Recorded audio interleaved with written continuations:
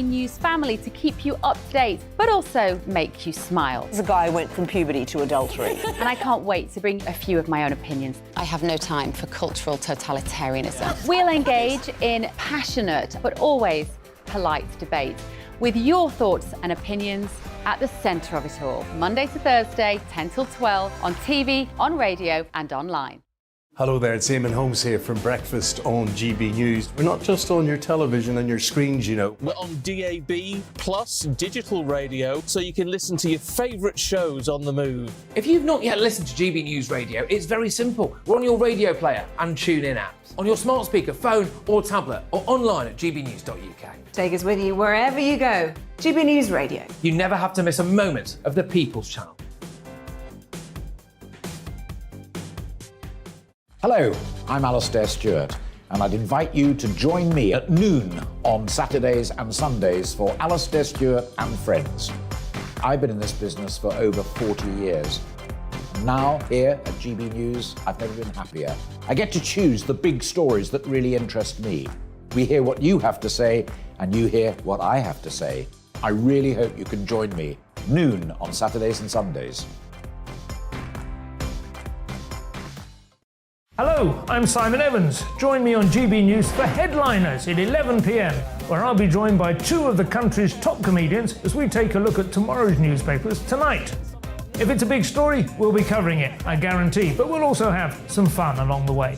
That's GB News Headliners at 11 p.m. We won't put you to sleep, unlike some of the other paper review shows out there. So join us, 11 p.m, 7 nights a week. I'm Mark White. As GB News Home and Security Editor, I cover those key issues that are so important to you. Our authorities, our communities doing all they can to combat violent crime. With the public services under unbearable strain, why are we still failing to control our borders? Defence, the first priority of any government, has been continually hollowed out. Can we trust our politicians to protect the armed forces? Join me, Mark White, on GB News.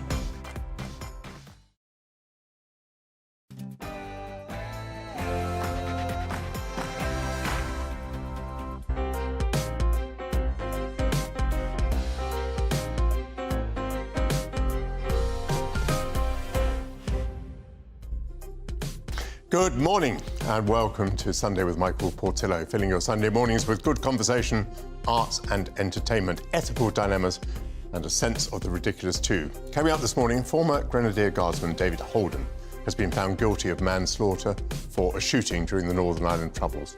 Where does that leave the government's controversial legacy bill, which is designed to bring peace and reconciliation?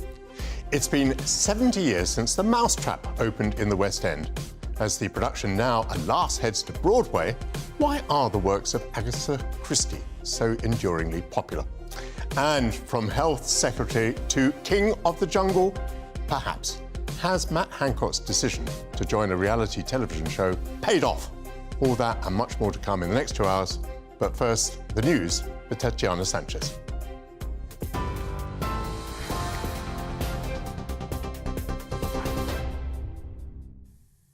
Good morning, it's 10 o'clock. I'm Tatiana Sanchez in the GB Newsroom. The government says the online safety bill will be updated next month to criminalise the encouragement of self-harm. It said the changes have been influenced by Molly Russell, the 14-year-old who ended her life in 2017 after viewing content linked to suicide and self-harm. The new offence would target online material that manipulates the vulnerable, making it illegal to do so. Alice Hendy is the founder of a suicide prevention charity. She lost her brother to suicide and says the bill should have come out sooner. The online safety bill itself has taken far too long to come out. I mean, we've seen countless delays, countless revisions. It's seen revisions now under 3 prime ministers. This is an urgent bill, and the longer we leave it, the more lives, unfortunately, are going to be destroyed and the more families out there are going to feel like mine. Cases of diphtheria among asylum seekers in a Kent migrant centre are thought to have risen. It's after a man at the Manston Migrant Processing Centre is thought to have died from the disease. Concerns have been raised over the spread of the infection as people were moved from the overcrowded facility to hotels around the country. The government is expected to announce tomorrow the number of infections has climbed to around 50. A murder investigation is underway after two 16-year-old boys were stabbed to death in south-east London. The incidents happened early evening yesterday, around a mile apart in Greenwich. Police were granted additional search powers to determine whether the murders were linked. The Met Police has said it's fully prepared for potential activist disruption in London ahead of Christmas. The force believes Just Stop Oil protesters are planning activity in the capital from tomorrow until the 14th of December. It said it has policing measures in place to respond to disruption. The climate group has been using civil resistance as part of its campaign to stop future gas and oil projects, including holding up the M25. Search and rescue operations are continuing today following a landslide that killed a woman in southern Italy yesterday. The island of Ischia near Naples was engulfed by heavy rain, causing a mudslide that flooded homes and swept cars away. Around 100 people living close to the landslide area have been evacuated. 10 people are still missing. A vigil has been held for the 10 people who died in an apartment fire in China during COVID restrictions. The death sparked protest, with demonstrators in the city of Urumqi claiming efforts to rescue residents were hampered by anti-COVID measures. Restrictions have been in place there since August, some of the most draconian lockdowns in the country. Well, yesterday, China reported a record number of coronavirus cases for a third consecutive day, putting further pressure on President Xi Jinping's zero-COVID policy. The Prince and Princess of Wales have paid tribute to rugby union great Doddy Weir, who died yesterday, aged 52. In a tweet, the royal couple called the former Scotland international and British and Irish lion a hero and inspiration. Weir, who'd suffered from motor neuron disease since 2016, used his profile to raise awareness of the condition and generate funds through his charity foundation. Paul Thompson, Director of Fundraising for My Name's Doddy, says his legacy is the fight against MND. So the foundation's been focused on a world free of MND. That's the vision that we have, and that's the vision that he's set us, and it's the vision that he's left us. So until we make real progress and continue to make real progress for effective treatments for the condition, the work is still not done. So his legacy is the progress that we make against MND. The Queen Consort is to break with the time-old tradition of having ladies in waiting, opting for Queen's companions instead. Buckingham Palace has announced the names of the 6 women who will support Camilla in her official duties, in addition to her private and deputy private secretaries. It's believed the companions' work will be similar, but not as extensive as that of late Queen ladies-in-waiting. And former Health Secretary Matt Hancock has reached tonight's final of I'm a Celebrity.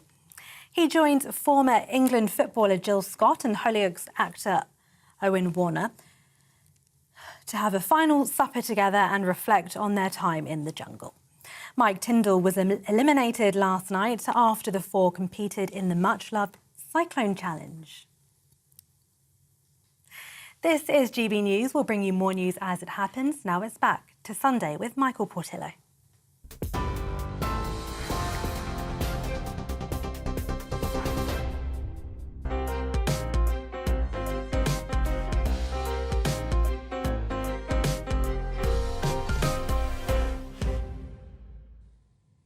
Well, thank you, Tatiana. It's a month now since Rishi Sunak became Prime Minister, and whether or not it's a verdict on him, in recent days, a number of Conservative members of Parliament have announced that they will not be standing for re-election to Parliament, including some who are thought to be very promising.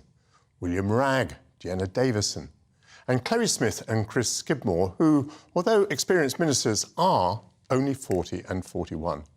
Tom Harwood, GB News political correspondent and presenter of The Briefing, is here to brief me on what is going on. And to me it is, Tom, a little bit of a mystery, because I used to enjoy being a Member of Parliament very much indeed. It could be stressful from time to time, but it was a great privilege. There was a lot of camaraderie. I was there in the era before social media. I think a lot of these people are suffering from being trolled and victimised online.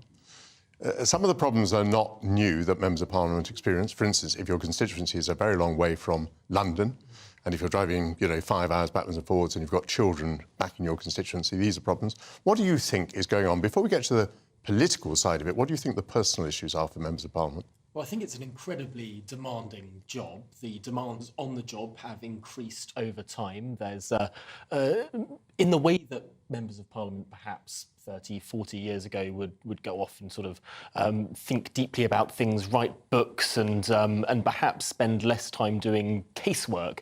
Today, there is that sort of social work element to the role in such a more profound way, and also just so much more scrutiny on that role as well, with very limited support staff. Most members of Parliament have 3 or 4 caseworkers or research assistants with them in Parliament. I'm surprised that you made that point because, compared with my day, they have vastly more resources. And I know members of Parliament who've got up to 6 or 7. Yes. They get, heading towards £200,000 to support staff. They do, but compared to other countries around the world where legislators have much bigger offices, MPs will have a smaller sort of group there to help them along. But I think there's something more profound in terms of just what's happened in the last 2, 3, 4 years. And that's that the role of being an MP has become a lot less enjoyable for many, many people because of the political turmoil, but also just the sort of state of things in Westminster. There's constant rebellions, constant defenestrations, 3 prime ministers in 3 months. We seem to be in a sort of state of flux that looks more like things sort of as they were written about in the 1970s than anything more. They've been unlucky, you and I agree on this, they've been unlucky that during COVID they were not there together, so there's very little camaraderie. Some of the changes that have been made, supposedly to improve conditions, have had unintended consequences. In my day, we all used to have dinner together. And so you could spot in the room. And also you had to sit wherever there was a space. So you got to know different members of Parliament every evening when you were there. Many of them complain about a lack of camaraderie today. Yes, and let's not forget that when this new intake came in, and many of these MPs, not just those that won their seats, of course, but those that replaced others in safer seats where MPs had stood down at the last election, it was a big sort of changeover in the last election. Over 100 new Conservative MPs, and they had about 1 month in Parliament before they had to go back to their constituencies and didn't get to know their colleagues, didn't get to be incubated into the system in the same way that would normally happen. Perhaps that's one of the reasons why party discipline has been much weaker over the last 2.5 years than it might otherwise be. And that does really change the way in which Parliament works. Tom Harwood on the ball as ever. Absolutely. Thank you very much for coming on and talking about the plight of MPs.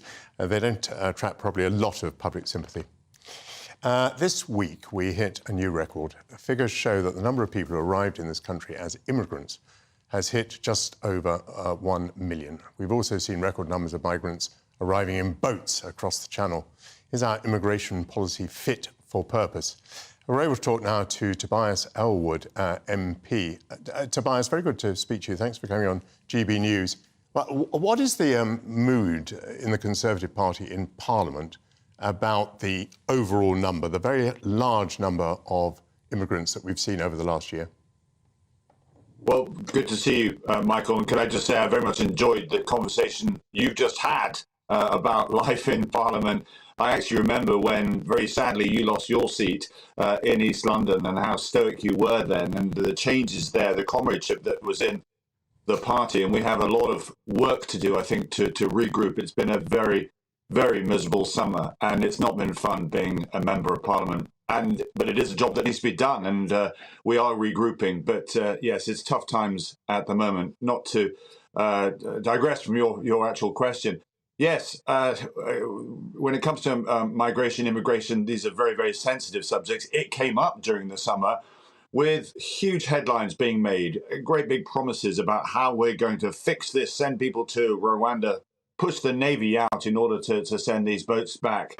And we're beginning to realize that this is a far more complicated problem. And I would say, before going into the detail, this problem is going to get significantly more serious over the next decade, not just in Dover, but Europe as well, because of the consequences of climate change. There's going to be parts of Africa and Asia which will become inhospitable. You won't be able to grow crops there. The states will have problems in controlling issues, and people will then flood in biblical numbers to Europe and including to the UK. We have to get this right. We have to look at the source of the problem. That's, why do people choose to take the biggest decision of their lives, to pack up, turn their backs on places like Somalia, on Yemen, Iraq, Syria, and Afghanistan, and so forth? Countries, ironically, that Britain and other international groups have stepped forward to try and help, and then for some reason became impatient and decided to depart. Then there's the gang issues, of course, which we're not really focusing on collectively. And then the biggest issue, I'm afraid, links to Brexit, that terrible subject. When we pulled out of the EU, we then removed ourselves from the Dublin Agreement, which then allowed us to send people back to the first safe country that a asylum seeker may have actually applied to. A lot of work to be done here to get this right. But at the moment, we are chasing almost fantasy policies, as I say, to do with the Navy in Rwanda, thinking that's going to solve this. I think, in fairness, not many people went back under the Dublin arrangement, but let's not pursue that. What do you think is the right answer to biblical numbers? I mean, you put this in almost cataclysmic terms. You're quite right to look 10 years forward, but what can be the answer to such an enormous problem that you describe? Well, it actually goes to some of the discussions at COP27, and again, it goes back to what Britain is. I mean, that's, again, that conversation you had with the Conservative Party. What is our place in the world? What is our function? What is our drive? What is our purpose? One thing we're very good at is convening power, getting other nations to look in the same direction, for us to spell out an issue and provide a solution. And if we don't start looking at some of these places in these countries and helping them solve the problems at source, then we're going to have a very, very difficult time indeed. This isn't just about Britain. We need to look further afield. And as I say, historically, we've actually done a very, very good job of that. We're starting to rekindle that statecraft, if you like, in Ukraine, but we're still not there yet. Tobias Elwood, it's interesting to hear you speak because it's a very different kind of tone from sometimes from the government when you get the implication that this is a problem that can be solved, next month or next year. You're saying this is a 10-year problem. Many thanks to you, Tobias Elwood. Well, it's nearly 25 years since the Good Friday Agreement, which established a framework for peace in Northern Ireland. But the fallout of the years of the Troubles does continue. This week, David Holden, a former Grenadier Guard, became the first veteran to be convicted of a killing during the Troubles since the 1998 agreement. A judge at Belfast Crown Court ruled him guilty of the manslaughter of Aidan McKennaspy in February 1988. His sentence, which will be passed next year, could result in jail and has led to anger over the government's failure to pass an amnesty law that would protect Northern Ireland veterans. The Northern Ireland Troubles Bill will provide an amnesty for those suspected of killings during the conflict if they agree to cooperate with a new body, which will be known as the Independent Commission for Reconciliation and Information Recovery. Critics of the legislation say that it betrays bereaved families and should be scrapped. Arlene Foster is the the former First Minister of Northern Ireland, former leader of the Democratic Unionist Party, and Robin Horsfall is a former member of the Parachute Regiment and spokesman for the Northern Ireland veterans. Arlene, is there any reason at all why this soldier should not have appeared in court and been found guilty or not guilty by a court in Belfast? Well, I think, Michael, and it's lovely to see you, the context of this is very important. And 90% of the killings that took place in Northern Ireland during the euphemistically called Troubles were committed by paramilitaries. And unfortunately, those paramilitaries, on the whole, have not been brought to justice. And what we're seeing now is a disproportionate impact on those victims because whilst, of course, the army and the police service kept records of everything that happened during those Troubles, and you can go back and check those records and see what happened. Paramilitaries don't keep records, and as a result of that, we're in a situation where there's an imbalance in how you proceed to look at the legacy of the past. And so the government has come forward with this bill. They say it's to protect veterans who served in Northern Ireland and to stop vexatious claims coming along to those veterans in their older years. But unfortunately, as a result of the Legacy Bill, they're also extinguishing any hope for victims of paramilitarism obtaining justice as well. And therein lies the problem, because there is a narrative now in Northern Ireland and indeed across the UK that what happened here during those awful years is being rewritten. And actually lawfare is being used to rewrite what happened during the Troubles. And instead of the focus being on paramilitaries, the focus is instead on veterans and people who served here. Robin Horsfall, Arlene there mentions vexatious litigation, but it can't be claimed in this case that it was vexatious, since the soldier appeared before a court and was found guilty of manslaughter. Nothing vexatious about that. I mean, at no point has it been said that murders committed a long time ago would not be prosecuted. As far as I know, leaving aside the bill, which is not yet law, at no time has it been said that veterans were to be immune from prosecution. Yeah, all this case shows is that the law has taken its course, but it also shows that a young 18-year-old soldier who is alone in a violent environment can make a serious error and a mistake and cause somebody's death. I don't think it has any great influence on the Legacy Bill. I think Arlene put the case across quite clearly. One thing I would question is whether it's in any way profitable to keep the door open so that you can prosecute people that haven't been prosecuted for 50 years. And if there's any genuine chance of actually managing to prosecute those people today, many of whom are extremely old and have passed on. But I think the David Holden case is quite unfortunate.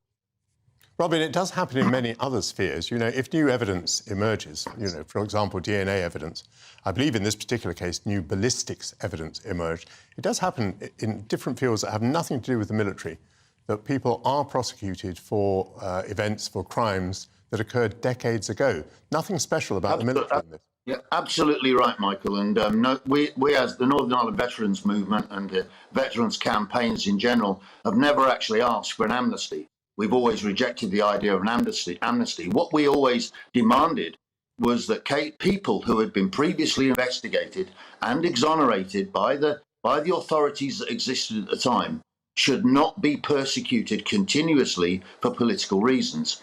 So they were drawing the thing up, opening it up again, searching for something that wasn't there, and putting lots and lots of people who have been absolved again through the mill, even to the point of Dennis Hutchins, who died while he was waiting to defend himself in court, alone in a hotel, suffering from COVID. You know, that's the kind of nonsense that's been going on year after year, and large law companies have been making huge sums out of this. The legal aid bill can't be accessed in Northern Ireland. It's not in the public domain, so we don't know where this money's going. So people are getting extremely rich. There are great vested interests in keeping this going, and the soldiers are still the main leading victims in this particular aspect. Now, let me go back to Arlene. Why is a bill in Parliament that proposes an amnesty opposed by Amnesty International? And do you believe that the bill ever will become law, Arlene? Well, I think there is a real need to look at the whole issue of reconciliation in Northern Ireland, but that's a very difficult subject given that Sinn Féin continues to glorify what paramilitaries carried out during those years of the Troubles. So this year, for example, the leader of Sinn Féin in Northern Ireland said that there was no alternative to going out and killing your neighbours in what at that time was a very difficult situation. And that's wrong, because it sends out a message, Michael, that the terrorism and criminality that happened during the Troubles was justified, and it was never justified. And therefore, I think the government needs to look at how they deal with the glorification of terrorism. To me, that is a very important issue. I think a lot of victims want to see that dealt with. They want the narrative to reflect what actually happened in the past. I mean, you will hear Sinn Féin members say, oh, we all have our own truths as to what happened. No, sorry, we have facts. We have facts. What happened here was a paramilitary campaign to try and force a part of the United Kingdom into a United Ireland. It failed. But you cannot rewrite what happened there because a lot of victims have suffered egregiously. And therefore, they see this legacy bill as an attempt to cut off justice for them. And look, I think most of them recognise that it is very difficult to get justice, given that it's 30, 40, 50 years since their loved one was murdered by these paramilitaries.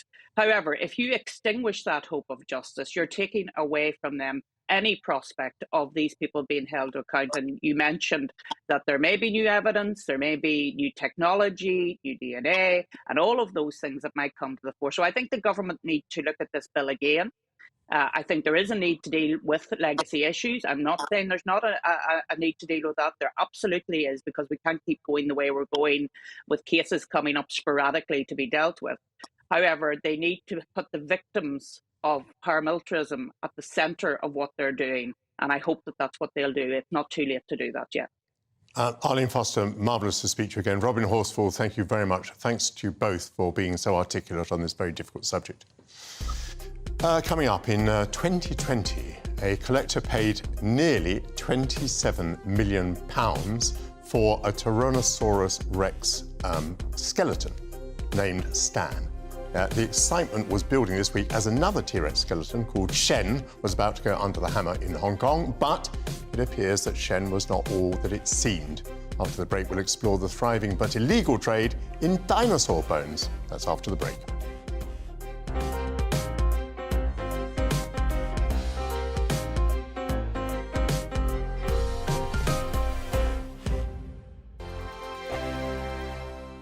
We are GB News, and we'd like to say thank you to each and every one of you for bringing us your conversations, for helping our great nation find its voice. We are here for you on radio, television, and online, across England, Scotland, Wales, and Northern Ireland. It's not the BBC, you actually get your facts right. We are proud to be GB News, the People's Channel, Britain's news channel.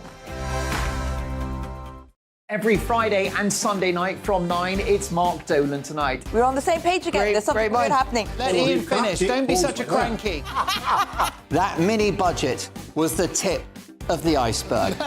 And on Saturday, my show just got bigger. From 8, it's Mark Dolan's Saturday Night In. You can't govern a country if you can't speak. Stop talking. My God, we reached the end. I've never been early in my life. Only on GB News, the People's Channel. Hello there, it's Eamon Holmes here from Breakfast on GB News. We're not just on your television and your screens, you know. We're on DAB plus digital radio, so you can listen to your favourite shows on the move. If you've not yet listened to GB News Radio, it's very simple. We're on your radio player and TuneIn apps, on your smart speaker, phone or tablet, or online at gbnews.uk. Take us with you wherever you go. GB News Radio. You never have to miss a moment of the People's Channel. Monday to Thursday, 9 p.m. till 11 p.m. Join me, Dan Wootton. I'll bring you the sharpest takes and hottest debates. And it's about standards and public life. No, I'll tell you what's hypocrisy, Narendra. I guarantee you there'll be no spin. We believe in the UK. No bias, no censorship. It just doesn't make sense to me. He wasn't doing his job as Chancellor. And no reason to go to bed. So I guess they've always been quite woke. That's Dan Wootton Tonight on TV, radio and online. Monday to Thursday from 9 p.m. till 11 p.m. on GB News.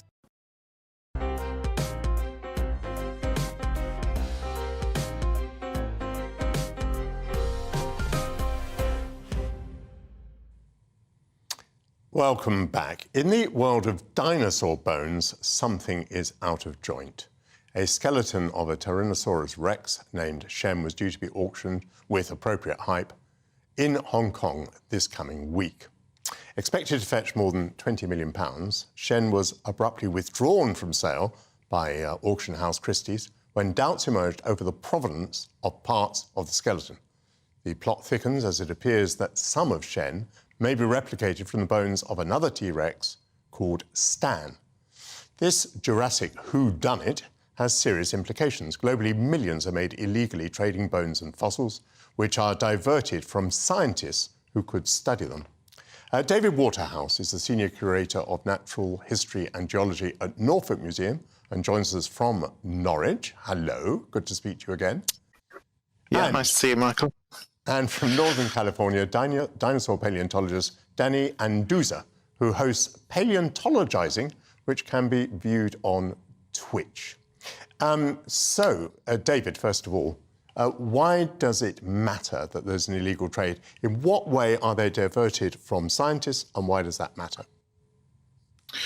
Yeah, I think these are really important things. They're not just art, and I think that's the problem. That's not to downgrade art in any way, but we're picking up scientific information about our environment, the environment in the past. We can learn about our environment in the future.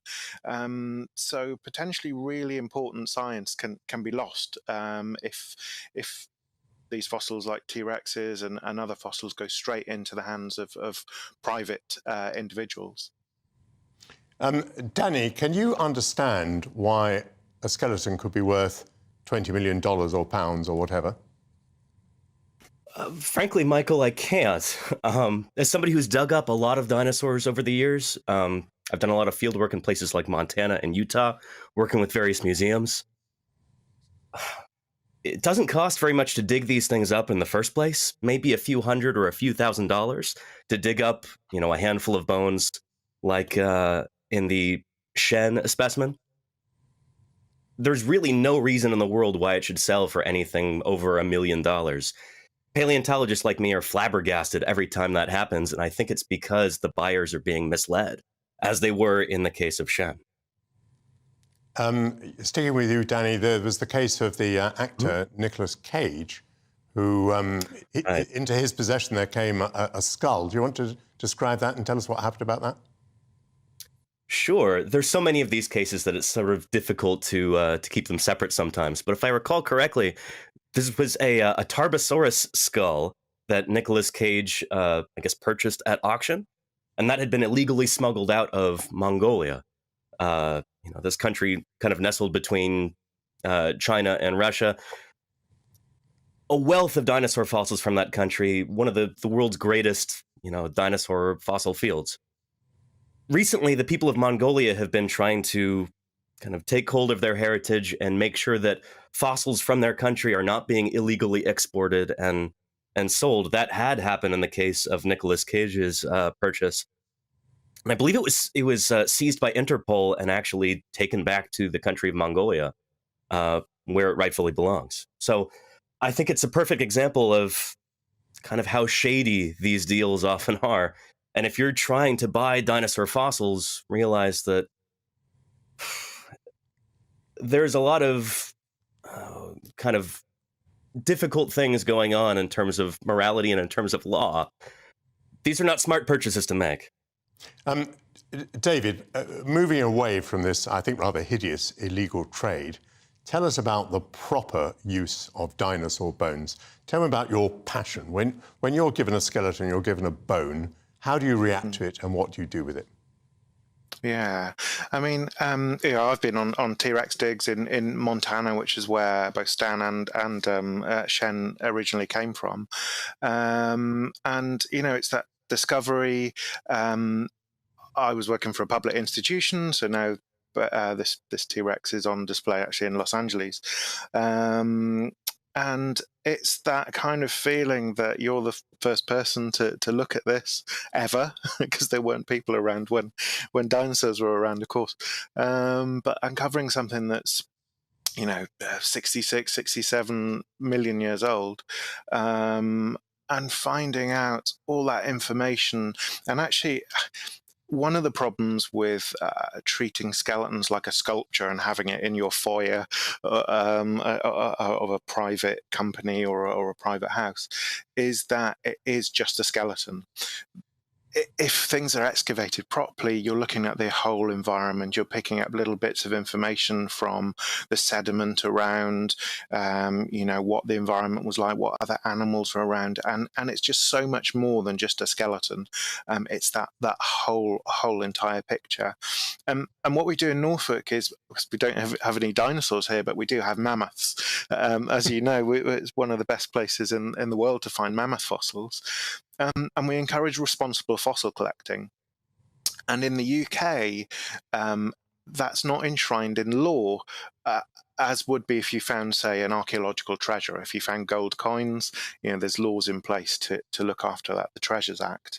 So we have to do it kind of ourselves, and it's a little bit, think of it like the Countryside Code. There are certain things, you shouldn't be digging into cliffs, it's dangerous anyway. We've got sites of special scientific interest where you need planning permission to dig in there. But it's also then about sharing your finds. Take it to the local museum. They're not going to take it off you. They might take it for a while to study, and then you get it back. And that's a good way of doing it. Let me just go back to Danny for a moment. Danny, in the United States, do you have a proper legal environment to protect these bones and fossils? It's a little bit complicated here in the United States. Unfortunately, if a fossil is found on private land, unfortunately from the perspective of paleontologists, then it's the property of the landowner, and they can do with it what they please. They could donate it to a museum, or they could give it to their dog to chew on. Regardless of the scientific importance of whatever the find might be, ultimately it belongs to the landowner. If it's from private land, if it's from public land, the sorts of lands that I work with, Bureau of Land Management land, state lands, then it belongs to the people of the United States, and it needs to be held in the public trust, held in perpetuity so that scientists can study it and the public can enjoy it. And that's what paleontologists like us think should happen for every scientifically important fossil. They're a benefit to all of humanity. They're part of our collective natural heritage. They belong in a museum.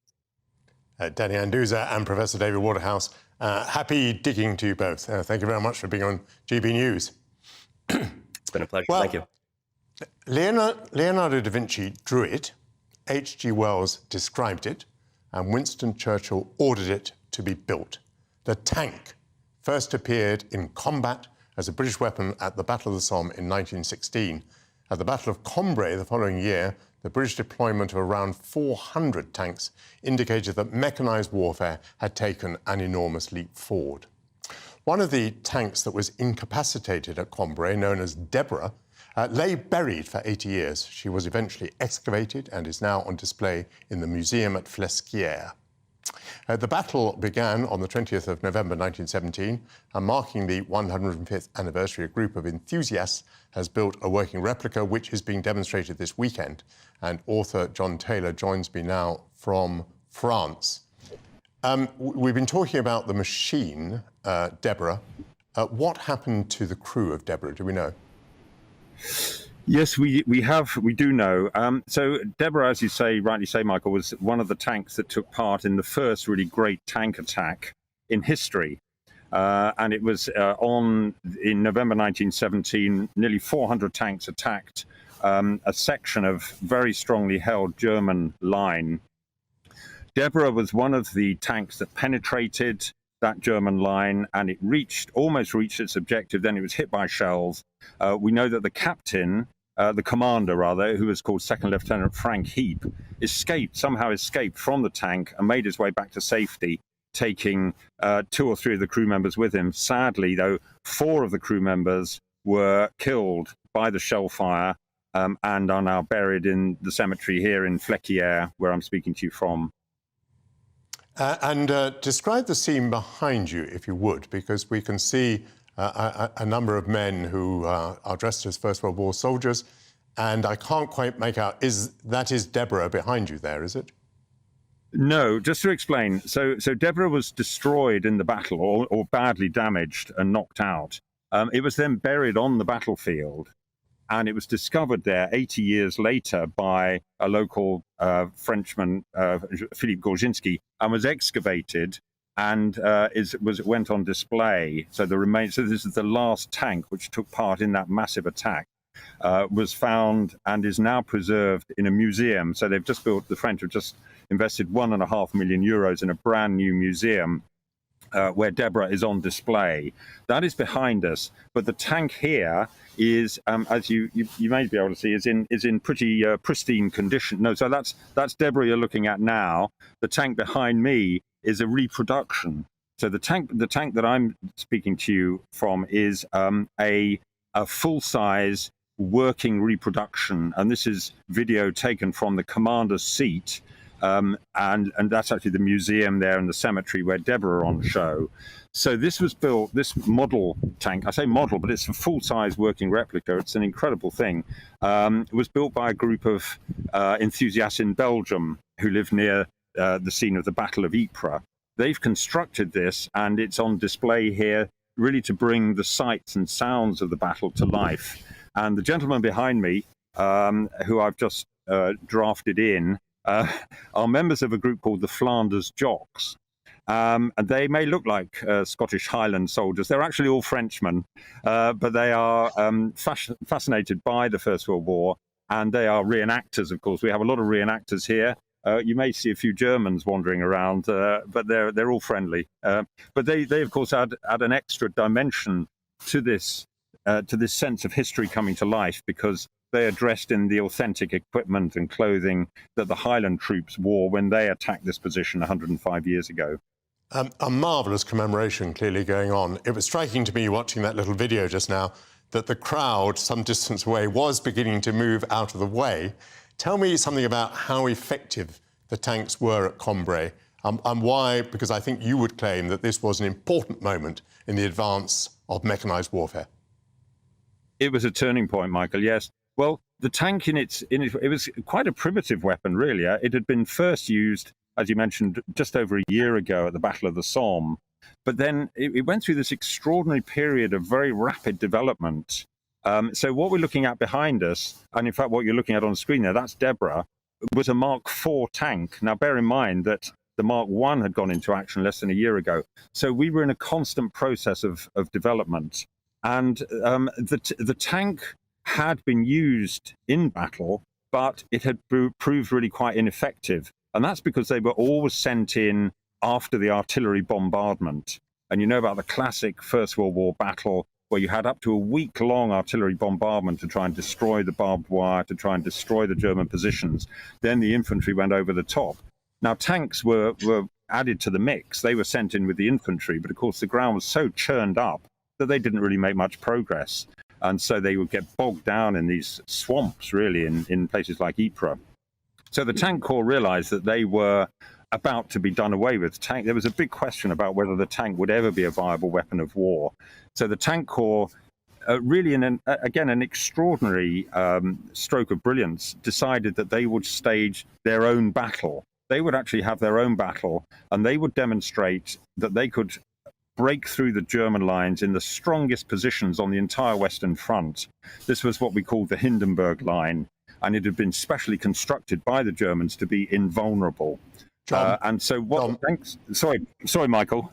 I'm just unfortunately we've run out of time, and that's a pity. But it's a wonderful commemoration. And John, if we'd had a longer time, I would have asked you whether the tank has any future. But that can perhaps be a discussion another day. That's John Taylor.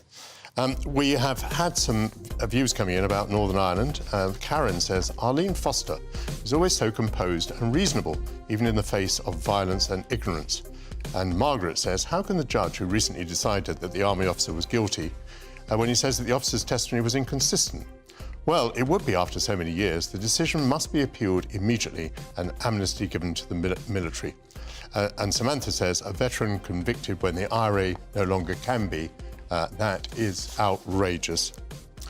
So, coming up, it's 70 years since a play called The Mousetrap opened in the West End.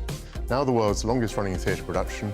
What is the lasting appeal of the Agatha Christie whodunit? That's after the break.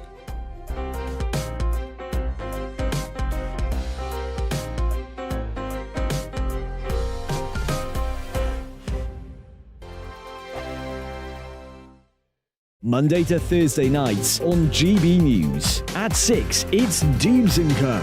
7 o'clock, Farage. At 8, join Mark Stein. And at 9, Dan Wootton Tonight, followed by headliners. On TV, radio and online. This is GB News.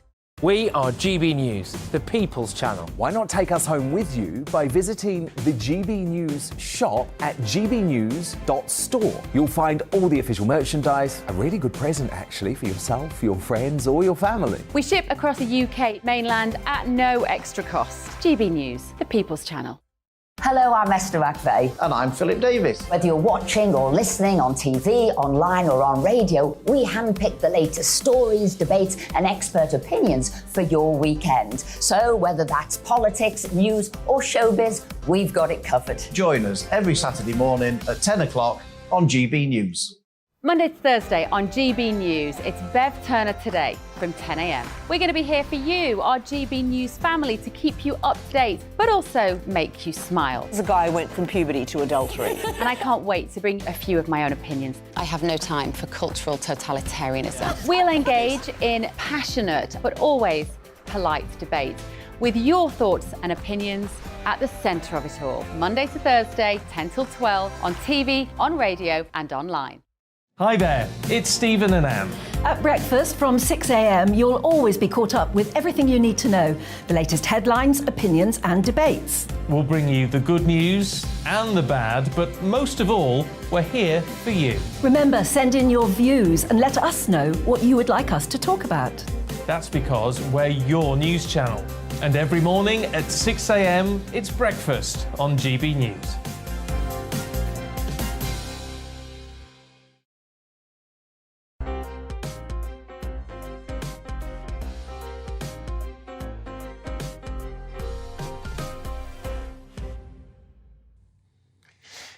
Welcome back. Well, it is 70 years since The Mousetrap premiered in London's West End.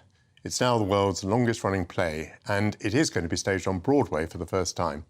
Since November 1952, the play has been performed almost 29,000 times, and it's sold 10 million tickets.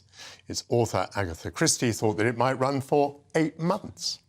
In a moment, we'll talk about the phenomenon of Agatha Christie, but first, Stefan Kyriazis, the arts editor of Express Online, joins us because you went to see the play. And was it an enjoyable evening?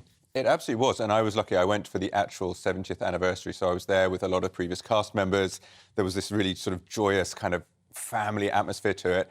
And yes, I thoroughly enjoyed it. I confess I went in a little bit thinking this is going to be charming, musty and dusty, a period piece.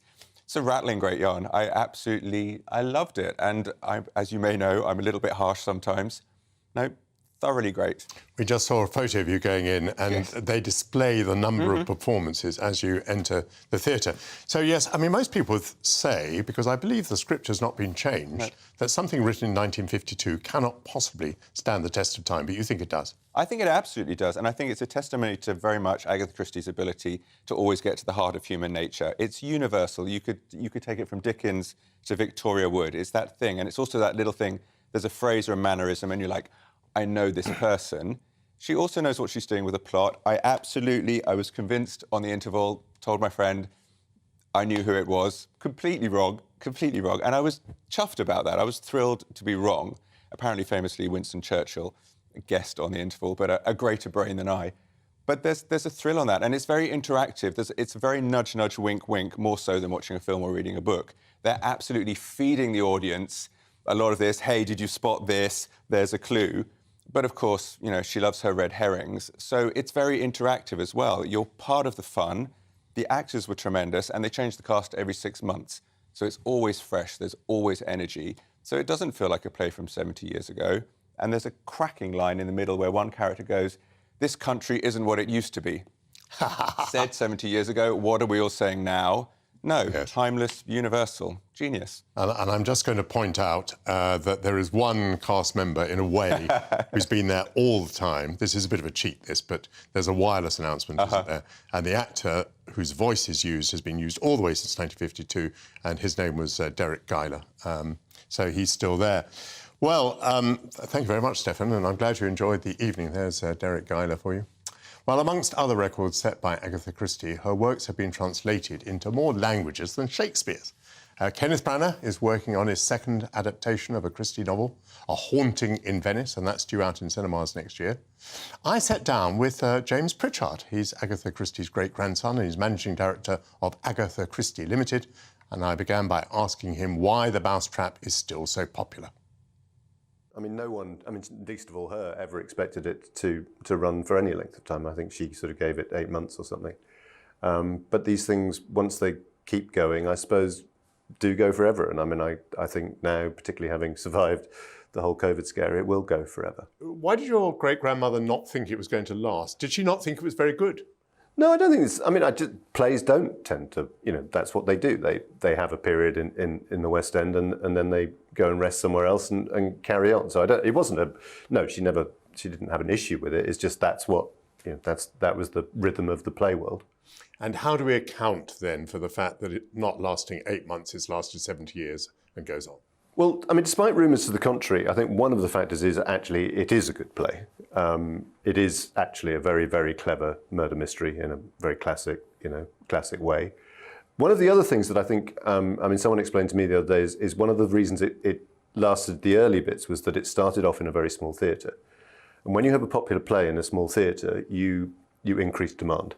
And there was this phenomenon in the kind of early 1950s, well, I mean, particularly in the sort of early days of the mousetrap queue. And there was, for instance, a man who earned his living lending stools to people so they could sit down in the mousetrap queue. And I think that whole thing, the idea of demand, but also the fact that people couldn't get tickets when they wanted to, so they had to delay, and that kept the thing going. And as I sort of said earlier, once you've got that momentum and once it keeps going, you just keep going, and then there's no reason to close. Is the play performed today as written? Has it been in any way updated? As far as I'm aware, I don't think they've changed a thing, to the extent that actually part of the set is still the same as it was in 1952 as well. So no, it's very much the same production. I mean, obviously cast members have changed, but not very much else. The rights for this play were given by Agatha Christie to your father, is that right?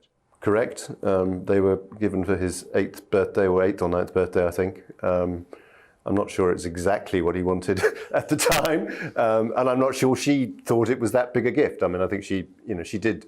There are a few books that she gave to people and that kind of thing. It was, I mean, a very nice thing to do, but I don't think she thought it was very much more than that. And then obviously it became the phenomenon it was, and perhaps she regretted it. I don't know. I suppose it may be, talking of records, one of the largest birthday presents. Might be up there. Yeah. When did you first become aware that your great-grandmother was a phenomenon? I think I could put a specific date on it, which is probably the day of her death. I was about probably nearly 6, and I came home from school, and I realised something was up. My father was sitting in a dark room, very, very sad. And I remember watching the 6 o'clock news, and her death was the lead item on the 6 o'clock news. And I think even then I realised that was something special. I mean, obviously, growing up, we spent quite a lot of time with her. But I'm not sure, I mean, whilst there was always a sense of her being something special because people behaved probably quite different around her, but as a small boy, I behaved different around her because she was old. I think that moment of her death made me realise quite what a phenomenon she was, and that probably was the moment. In terms of the number of copies that she's sold, I believe Agatha Christie is outdone only by the Bible and William Shakespeare. The most published novelist of all time. Yes. And that's not just British novelist, it's not just female novelist. I mean, you know, I think she doesn't get credit for being a woman in the way that she should. I think that's quite an interesting phenomenon, that the best-selling novelist of all time was a woman born in Torquay in 1890. We think she sold more than 2 billion books. In fact, that's a statistic that maybe we should update at some time because it seems to have been that way for a long time. But it's, I mean, we still sell a phenomenal number of books. I mean, I think we probably think we sell, slightly depending on what you think a book is these days, around 4 million books a year globally, in all languages. I mean, I think she's published in almost 100 languages now. It's still a phenomenon, and it's still, you know, she still sells a lot of books. I mean, one of the phenomenal things during lockdown, at a time when, you know, Amazon deprioritized books, bookshops were closed, our book sales went through the roof in a slightly odd way. But yeah, it's still a phenomenon. Do you know how she got going? I understand that she read and admired Wilkie Collins and Arthur Conan Doyle. She never went to school. She taught herself to read because her mother didn't think she should learn to read, so she did it herself. And she lived quite a solitary childhood. She had 2 older siblings, and I think she probably spent a lot of time internally playing with things in her head. And she started writing stories at a very young age. and just played with writing stories. And then later, her sister, who also actually had a book published and plays put on in the West End, bet her that she couldn't write a detective story. And that's a bet that I think she comprehensively won. Do you see it as part of your role to defend her memory? I mean, I think in particular of, the most controversial moment of her life where she disappears for some days in the 1920s, about which books have been written.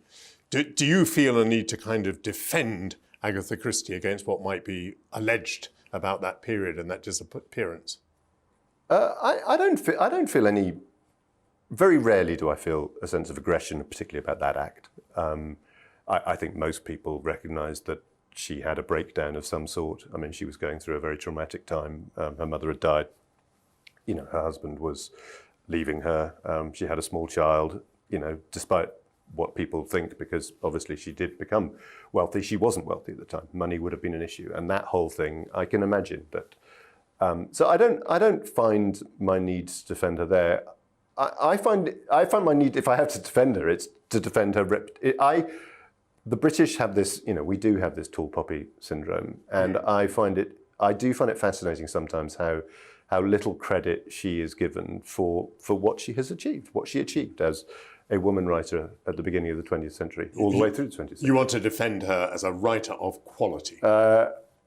Yeah, and I mean, but just as a writer of popularity, I mean, there is nothing wrong with writing books that people want to read. Some people might say that's the whole point, and I would be one of them. I think, but also, what she did for the crime genre. You speak to most crime writers now, you speak to your Val McDermids and those kind of people, and they will tell you that she is the basis of it all. She helped define the genre. That generation helped define the genre, and she was at the heart of that. And I don't want to dwell on it too much, but just in case some viewers don't know, so in 1928 or thereabouts, 1926 was it, her car is found abandoned. She has disappeared. There's an enormous hunt for her involving policemen and volunteers, as you would imagine. And she turns up not long after, actually in a Harrogate hotel, where she's been seen dancing. And by then the things got rather out of hand, because some police actually suspect Archie, her husband, of having done her in, but it also seems she's left some clues. Do you think she left clues? Was this, in a way, an Agatha Christie plot? No. I think whatever happened. No one will ever... Well, I do occasionally have this idea that maybe there's an envelope that'll be passed down through the family, and will come to me or one of my sisters in due course. But I think probably that's not the case. Do you have favourites amongst the books? Someone once asked me what the best written Agatha Christie is, and my answer to that is A Murder is Announced. I think that's the other thing that... I mean, I learned this quite a lot from Sarah Phelps, who did a lot of our BBC adaptations, and she was adamant. She was very clear on the fact that the books were written about the time that they were written in. So, people think there is an Agatha Christie time, and probably in their heads that's sometime in the late 20s or early 30s. Well, A Murder is Announced is a novel about 1950s Britain. It's a novel about post-war Britain. It's about a particular type of post-war Britain. But I think it's as well as a great story and one of the best setups that she had, it is also a great exploration of 1950s Britain, and I think that's an element of her work that is actually underestimated. And a favourite character, might it be Miss Marple or might it be Hercule Poirot? I'm actually going to go slightly different from that, because one of my other favourite works is actually the play Witness for the Prosecution, which your viewers should go and see at London County Hall, because it's both an amazing production but also an amazing space to go and watch a play in. It's the old debating chamber of the London County Council. And I think Romaine, who is the central character, or at least one of the central characters of that, is one of her more interesting and intriguing characters. So I'm going to go a little bit left field and not pick between Poirot and Marple. James, thank you for the recommendation, and thank you for your hospitality here at Agatha Christie Limited. Thank you. Thank you, Michael. Well, you can catch The Mousetrap in the West End, and indeed shortly on Broadway. Thanks to Stefan Kyriazis, and there to the great grandson of Agatha Christie, James Pritchard. Coming up, more Sunday conversation, including as the World Cup goes into its second week, amidst more controversy about LGBTQ rights in Qatar, Why are there so few openly gay footballers in England? And our fascination with chocolate. We'll be exploring the taste of the UK's finest. That's after the weather. Looking ahead to today's weather, and the UK is looking cloudy and damp in the southeast, but brighter and blustery in the northwest. Let's take a look at the details. Southwest England will retain some cloud through the day, though a few bright spells are possible. Cornwall and Devon will remain largely dry, but some rain is possible from Dorset eastwards. This early rain across southeast England could clear initially before redeveloping later, possibly heavy at times. It will be mildest here though, climbing towards 13 Celsius. Wales will have a generally cloudy day, but there'll be some hazy sunshine poking through. It will also feel a bit fresher than Saturday. There could be some weak sunshine across central England as well, with the thickest cloud continuing to lift, but even where grey skies prevail, it will remain predominantly dry throughout the day. Northern areas of England will also have a dry second half of the weekend. The winds will be lighter compared to Saturday, helping it feel less brisk when stepping outside. Scotland will keep the blustery winds today, with scattered showers pushing into the northwest. These could be heavy at times, accompanied by hail and the odd rumble of thunder. Northern Ireland will see blustery showers as well, but also some sunny intervals. Across the north of the UK, temperatures will be slightly down compared to Saturday, with highs of around 10 Celsius. The showers will feed into Wales and southwest England later, whilst the rain in the southeast gradually clears. And that's how the weather's shaping up for the rest of the day.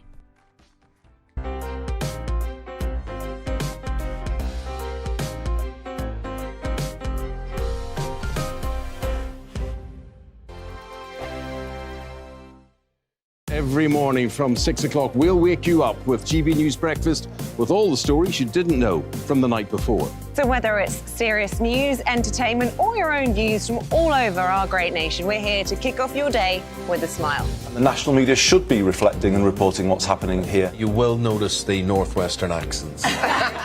Whether you're with us on TV, radio, or online, every morning, it's breakfast from 6 a.m. Hope you can join us.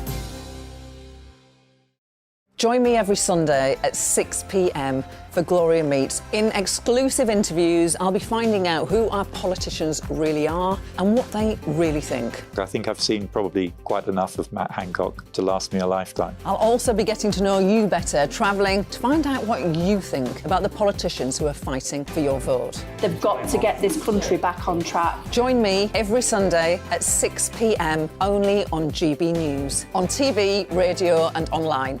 We are GB News, right across the nation. You can get us on television, on radio, on digital. We're absolutely everywhere. Amazing. You see, amazing. You remind me of me in the European Parliament. But here's the most important bit. We are not part of the mainstream establishment. We think and speak just like you do. We are the People's Channel. Magnificent. That's really, really thoughtful. Come and join us on GB News, the People's News Channel.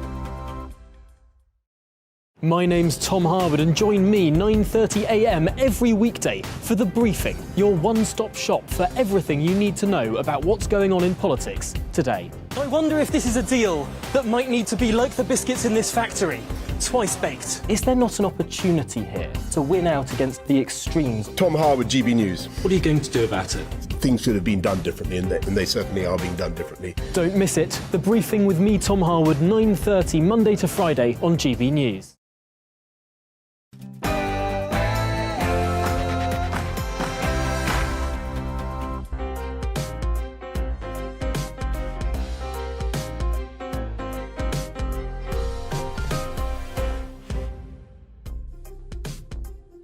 Welcome back to Sunday with Michael Portillo and a second hour of conversation, arts and entertainment. Coming up in the next 60 minutes, from a fortune of $16 billion to zero, how Sam Bankman-Fried went from being a crypto wunderkind to a wanted poster of corporate failure. Matt Hancock's time in the jungle is nearly up. Will he be crowned king? Has his rehabilitation gamble paid off? And why do we eat so much chocolate? All that after the news with Tatiana Sanchez.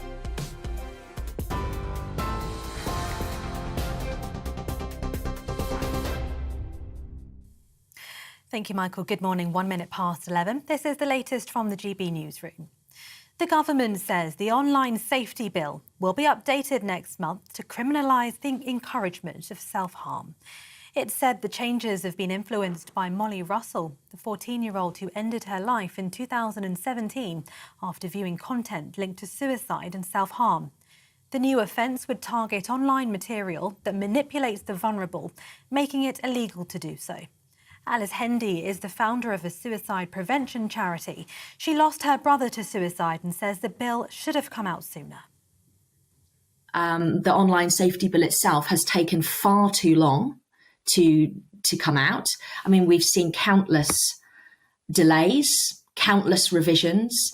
It's seen revisions now under 3 prime ministers. This is an urgent bill, and the longer we leave it, the more lives, unfortunately, are going to be destroyed, and the more families out there are going to feel like mine. Cases of diphtheria among asylum seekers in a Kent migrant centre are thought to have risen. It's after a man at the Manston Migrant Processing Centre is thought to have died from the disease. Concerns have been raised over the spread of the infection as people were moved from the overcrowded facility to hotels around the country. The government is expected to announce tomorrow the number of infections has climbed to around 50. Protests against COVID lockdown measures are continuing in China after 10 people died in a tower block fire in Urumqi. Demonstrators claim coronavirus measures, which have seen residents locked down for as long as 100 days, may have impeded their escape. Civil unrest has now spread to Shanghai and Beijing at a level unseen since President Xi Jinping took office, with chants calling for him to resign. Yesterday, China reported a record number of COVID cases for a 3rd day in a row. Search and rescue operations are continuing today following a landslide that killed a woman in southern Italy yesterday. The island of Ischia near Naples was engulfed by heavy rain, causing a mudslide that flooded homes and swept away cars. Around 100 people living close to the landslide area have been evacuated. 10 people are still missing. A murder investigation is underway after 2 16-year-old boys were stabbed to death in south-east London. The incidents happened early evening yesterday, around a mile apart in Greenwich. Police were granted additional search powers to determine if the murders were linked. The Met Police has said it's fully prepared for potential activist disruption in London ahead of Christmas. The force believes Just Stop Oil protesters are planning activity in the capital from tomorrow until the 14th of December. It said it has policing measures in place to respond to disruption.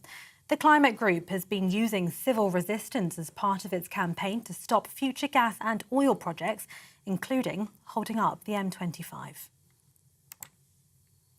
The Prince and Princess of Wales have paid tribute to rugby union great Doddy Weir, who died yesterday aged 52.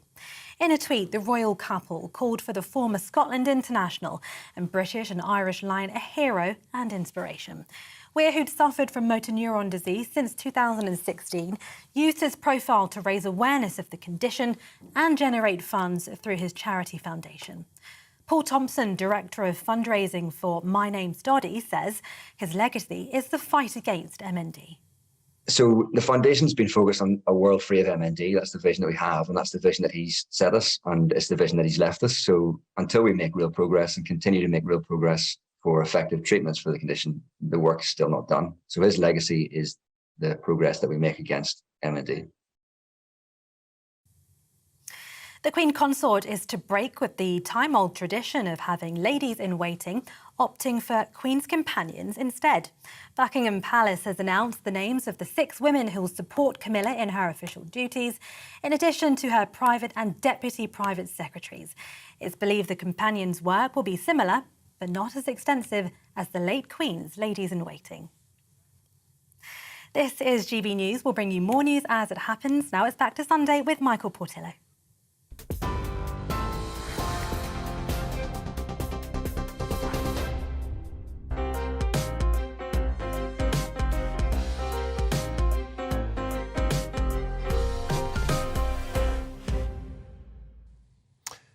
Thanks, Tatiana. During the Football World Cup, there's been much focus on Qatar's criminalisation of homosexuality. England players have wanted to wear rainbow armbands, but FIFA, the international body, has prohibited that. The German team posed for a photograph to show their feelings about not being allowed to wear armbands. Whilst it's heartwarming that stars wish to express solidarity with persecuted gay people in Persian Gulf, how is it that there's only today one professional footballer in Britain who has come out, and he's the 17-year-old Blackpool player, Jake Daniels.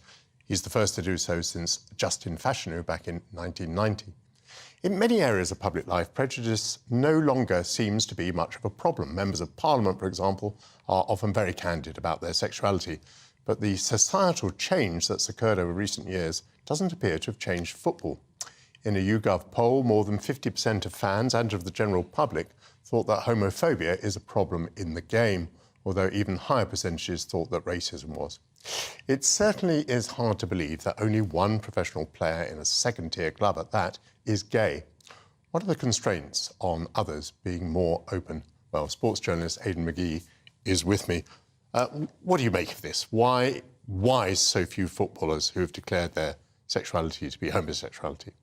It's a labyrinth story, really, and a labyrinth answer, I have to say, Michael. I don't think this is something that can be levelled at football in isolation. If you look at the number of people in this country who identify as either gay, lesbian or bisexual, it's around about just a slither over 3%. I don't think, with that being an average, I don't think we can necessarily say, well, it must be 3% in football then in that case. However, it does seem very odd, as you say, that just one player who is now actually playing in non-leagues, who's technically not playing professional at the moment, has come out as gay. Now, the other thing I would say about Justin Fashanu, that he made that revelation near the end of his career. He was past his prime. You look at Robbie Rogers in America, which I think came out in February 2013. Again, past his prime. He'd played most of his games for the USA. Thomas Hitzelsberger. But Fashanu, of course, was 32 years ago. Yeah. There's been an enormous change in society. Absolutely. And he was, his brother John openly declares that he disowned him effectively at the time. He's since revised his view and accepted that was the wrong view to take. He's been on GBNews recently talking about it. But Thomas Hitzelsberger was a Premier League player for Aston Villa, Germany international, didn't reveal that he was gay until after he'd really finished playing. So they don't seem comfortable doing it while they're playing. I think the dressing room is the problem here. This is the issue. More than the fans? More than the fans, yeah. I don't think... There are consequences to fans dishing out homophobic abuse now at football matches. If you look even 10, 15, 20 years ago, it wasn't a problem. It was accepted as something we would hear. I'd hear it at football matches as well, and it was levelled at players who weren't even gay. And they weren't even suspected of being gay, but it just didn't stop fans singing it. Yeah, there was this dreadful thing about Graham Lasseau. Yeah. Exactly. But that wasn't one of the players on the pitch was actually Robbie Fowler was riling him over that. Robbie has since apologised and accepted that was unacceptable behaviour. But let me put to you a more sinister explanation. We see that even virtue signalling has not been delivered in Qatar, in that the armbands have not been worn. The international body has come down against that. So here is a game which is, forgive me, all about the money. And that means the game has to be sold all the way across the world. And in lots of parts of the world, sadly, homosexuality is frowned upon, or it is criminalised, or it is persecuted. The game wants to sell itself around the world. Therefore, the game doesn't want to be associated particularly with homosexuality. Therefore, the game in England and in Britain is doing nothing to help gay people. Well, I wouldn't say it's doing nothing, and it's also not the fault of the English game that in certain territories homosexuality is frowned upon. As I say, it's not just a football issue. Do you accept that there might be a commercial reason for the football authorities not being particularly enthusiastic? No, not necessarily. I think it's the opposite. The FA signed a deal with Stonewall back in November 2018, which has actually landed them in quite a few problems later on, further down the line, because they won't have imagined that the groundswell of support for homosexuality within football will have grown in that period. The compass has changed since November 2018. What I'd further say to that is that, if I told you that only one player in the top 300 men's tennis has come out in the last, since we've understood tennis to be professional, he came out in 2017, again, 10 years after he was in the circuit. We've had nobody in rugby league. We've had one or two, probably about the same number as we had in football, in rugby union. Not many people want us to talk about that. We haven't had many in cricket either. So it's the dressing room that's doing it. But also, in terms of the commerciality, no, I'd say there are very few territories around the world which wouldn't accept homosexuality as part of football. We happen to be holding a World Cup there now, And yes, it's a problem. But if you go back to Russia 4 years ago, not an issue. The next World Cup will be in America, not an issue. The Euros are going to be held around Europe, obviously, so it's not going to be an issue. So I don't think it's going to be crystallised quite as much at other events as it is now, or indeed in other sports when we think about the Olympics, etc. Why did the virtue signalling in Qatar fail, in the sense that, why was it so important to FIFA to ban the armbands? Well, because they're making a hell of a lot of money in Qatar, and they're perfectly comfortable with it being there. The FA would also have to accept that it's caused problems for them as well. It's overshadowing the football, it's overshadowing the event. But as I say, trust me, there's nobody at the FA who has any kind of political awareness, just as there's nobody at the Premier League who has any political awareness. They will not have known what they're getting involved in when they stepped in cahoots with Stonewall 4 or 5 years ago. Yes, the pendulum has moved since then, but having said that, if we move things on to the present day, they found that this is a one-way street. The FA have gone so far, they've ended up doubling down, when really they should have pulled away from it at the moment the football started. That's what we're there for. No football fans want to see politics. It's not just a gay thing. They don't want to see politics in their sport. If you did a straw poll of 1,000 football fans, do they want any politics of any description in their sport? I would venture as many as 95% of them would say absolutely not. I'm here to watch football. I get enough politics in my work. I get enough politics on the television, newspapers, etc. Yes, I mean, I think a lot of this is not to do with politics. It's just to do with whether gay people would feel comfortable inside the game. So let me just ask you this. Where is the consistency of this? You say the problem is probably the dressing room. Yes. And yet it's very clear that the England captain and some other England players wanted to wear the armband. It's pretty clear... I'm not sure it's very clear. I'm not sure it's very clear. I think let me take it a stage further. It looks like the German players wanted to wear the armband. I don't know. I think really, you're sceptical. These are employees. It's collective responsibility. About that being in politics. Sometimes you have to agree with things you are not necessarily on board. But these guys want to play football. Now, footballers. Gareth Southgate is the ultimate company man. He will do what he's told to do by his paymasters. The FA themselves have sponsorship deals. This is being governed by corporatism to some extent as well. I'm not convinced there's any political will. Otherwise, if there was, why has it only come up in the last year or so? Why did Gareth Southgate and Mark Bullingham at the FA suddenly wake up and develop a social conscience 3 years ago? Social conscience 3 years ago. It's because it's been driven by money. It's been driven by corporatism. They want to sell the game in other areas of the world. Qatar at the moment is just a difficult. It's just a bit of a sore point at the minute. But FIFA are good at. If they're good at one thing, it's riding out a storm. And this will just move on. They'll hope the football gets better and the conversation moves away from it. And just hope in future they don't put World Cups in areas where this is going to be a problem. And why is taking the knee OK, but wearing an armband not OK? I don't necessarily think it's about being OK, but I'm not sure that the issue of racism, anti-black racism, is as huge a problem in Qatar. It's not as much of a political hot potato, if I can use that horrible phrase, as being gay. I think that I can't think of many territories now where the knee would be a problem, but they insist on taking it. It's to do with backing off from what the host country may feel sensitive. Yeah, Gavin Peacock, the former player, was on yesterday saying that you can't. He didn't say this, is my words, but it's a form of neo-colonialism. We're going round imparting our views or our worldview on a country that's 50 years old. Only 10 years before Qatar was born, Germany was marching around Europe, causing all sorts of havoc. And I don't think that we're in a position necessarily to be preaching. I think we have to respect, to some degree. Yes, OK, we have to make a stand at some point, but we have to respect to some degree the local customs. Aidan McGee, controversial to the end. Coming up, it was promised to be a new way of managing our finances without the need for banks, big government or official oversight. But has the collapse of crypto trading platform FTX with debts of $9 billion shown the need for regulation? That's after the break.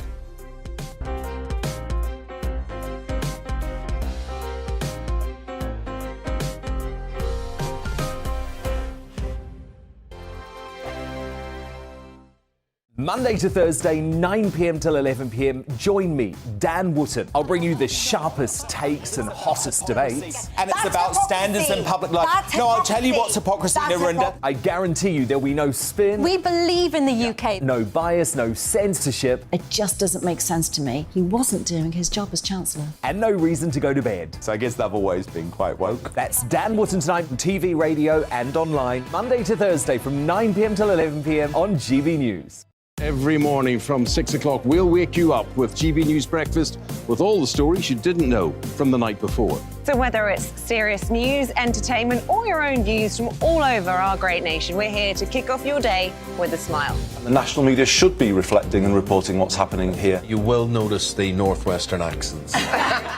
Whether you're with us on TV, radio, or online, every morning it's breakfast from 6 a.m. Hope you can join us. Hello there, it's Eamon Holmes here from Breakfast on GB News. We're not just on your television and your screens, you know. We're on DAB plus digital radio, so you can listen to your favourite shows on the move. If you've not yet listened to GB News Radio, it's very simple. We're on your radio player and TuneIn apps, on your smart speaker, phone or tablet, or online at gbnews.uk. Take us with you wherever you go. GB News Radio. You never have to miss a moment of the People's Channel. Join me every Sunday at 6 p.m.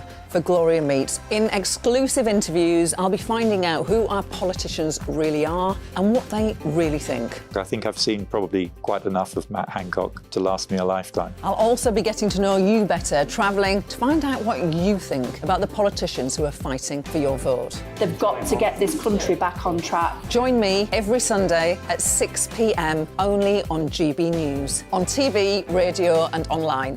My name's Tom Harwood and join me 9:30 a.m. every weekday for The Briefing, your one-stop shop for everything you need to know about what's going on in politics today. I wonder if this is a deal that might need to be like the biscuits in this factory, twice baked. Is there not an opportunity here to win out against the extremes? Tom Harwood, GB News. What are you going to do about it? Things should have been done differently, and they certainly are being done differently. Don't miss it. The Briefing with me, Tom Harwood, 9:30 Monday to Friday on GB News. Hello, I'm Simon Evans. Join me on GB News for Headliners at 11 p.m, where I'll be joined by two of the country's top comedians as we take a look at tomorrow's newspapers tonight. If it's a big story, we'll be covering it, I guarantee, but we'll also have some fun along the way. That's GB News Headliners at 11 p.m. We won't put you to sleep, unlike some of the other paper review shows out there. So join us, 11 p.m, 7 nights a week.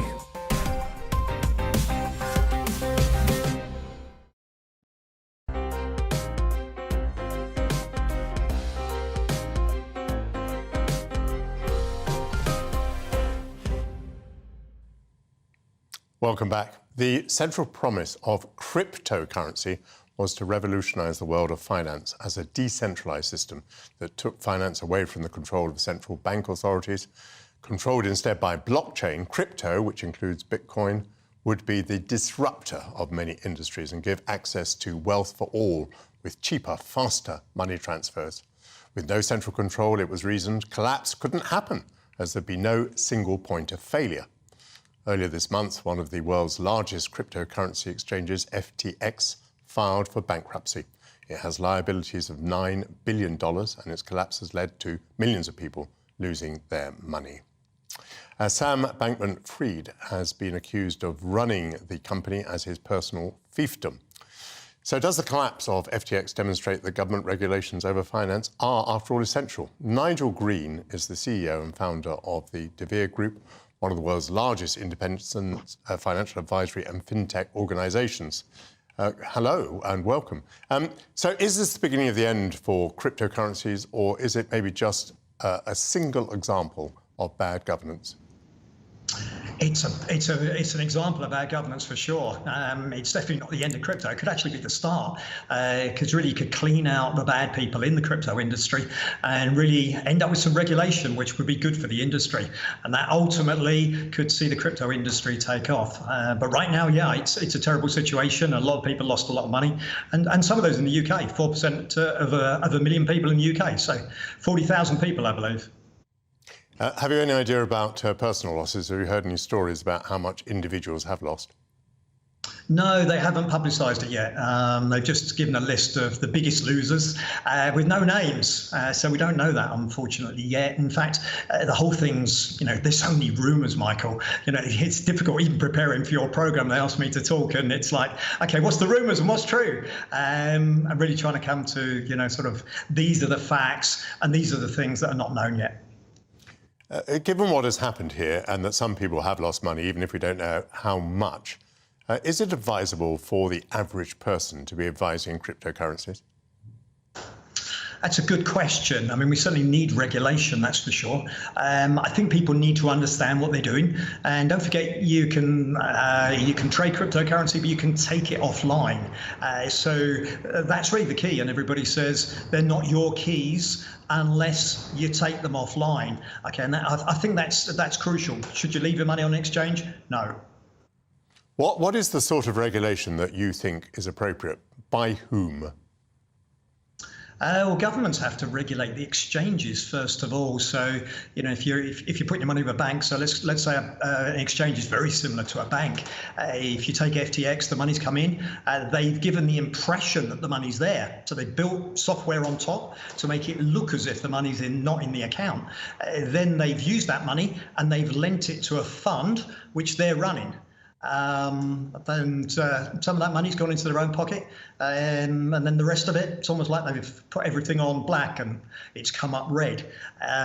There's been some crazy thing going on, and they've been using other people's money to do it. Presumably, investigations are being made. There is a possibility of criminal prosecution here.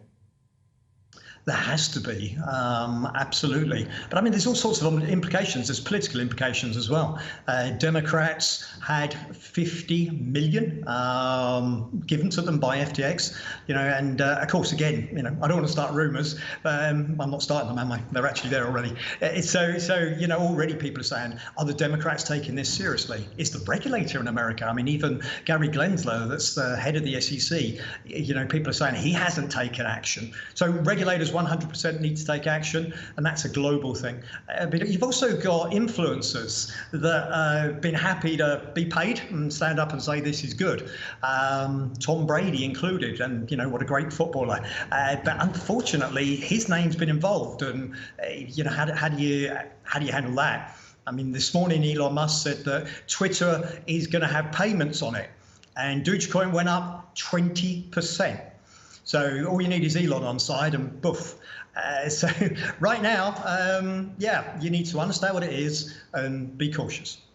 I set out earlier this sort of argument that had been made in favour of cryptocurrencies, and a big part of that argument seemed to be that it didn't need regulation, that it was free from regulation, and therefore that you were likely to make more money. Do you believe that regulation would bring any disadvantage to cryptocurrency investors?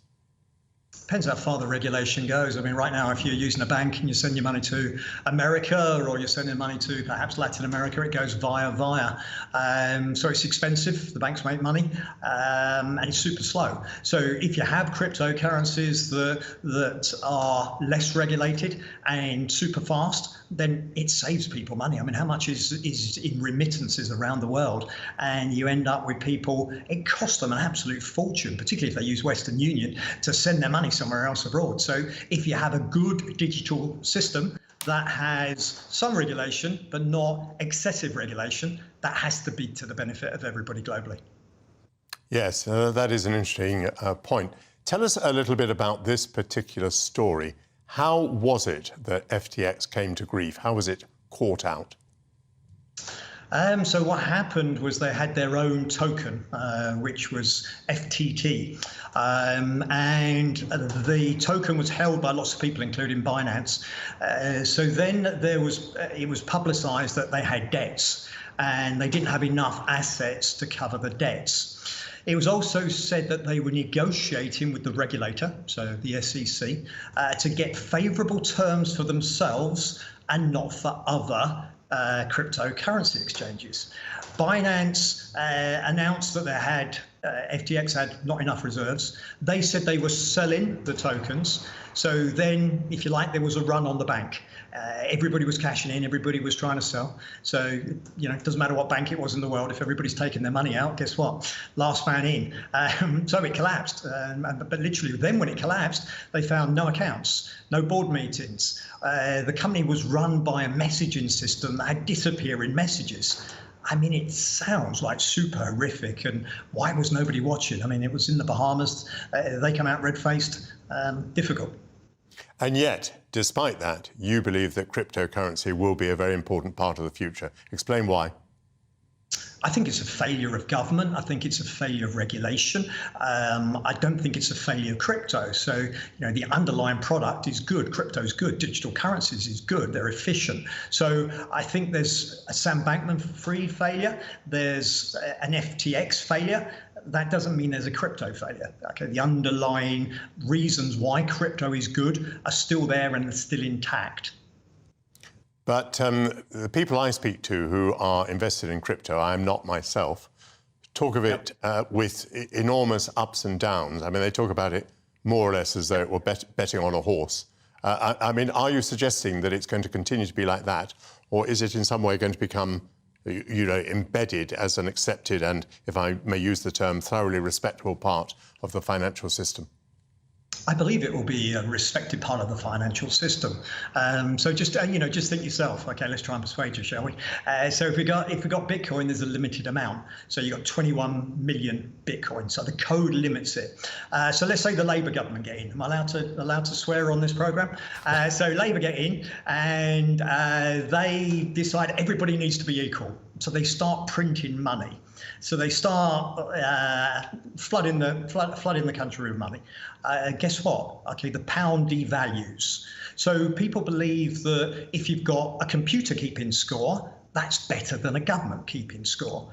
So that's a good principle. You can send money inexpensively. That's a good principle. So there's some good principles there that I believe ultimately will come through. Things like FTX damage confidence. Volatility damages confidence. So it's going to take time. It's not going to happen overnight. But I believe ultimately we will get there. Is there any chance of a global regulatory body, or failing that, a global agreement between governments about what the regulation should be in each territory? Well, it's tough getting governments to agree on anything, isn't it? Even climate change. I can't see it. So I think you're going to have some governments are going to be anti, some are going to be for. I mean, is there a case for London, the UK, saying we want to be a digital hub and we want to get it right?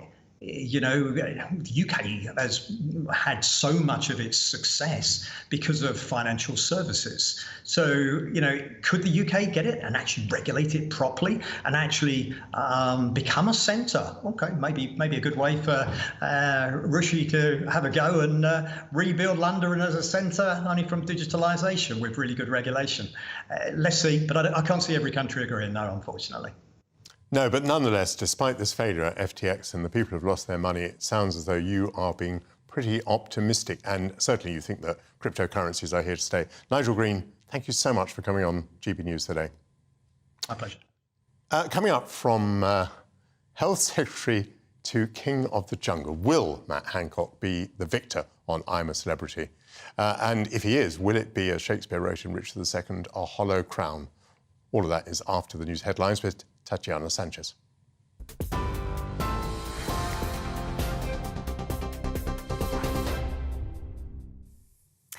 Good morning, it's 11:29. I'm Tatiana Sanchez in the GB Newsroom.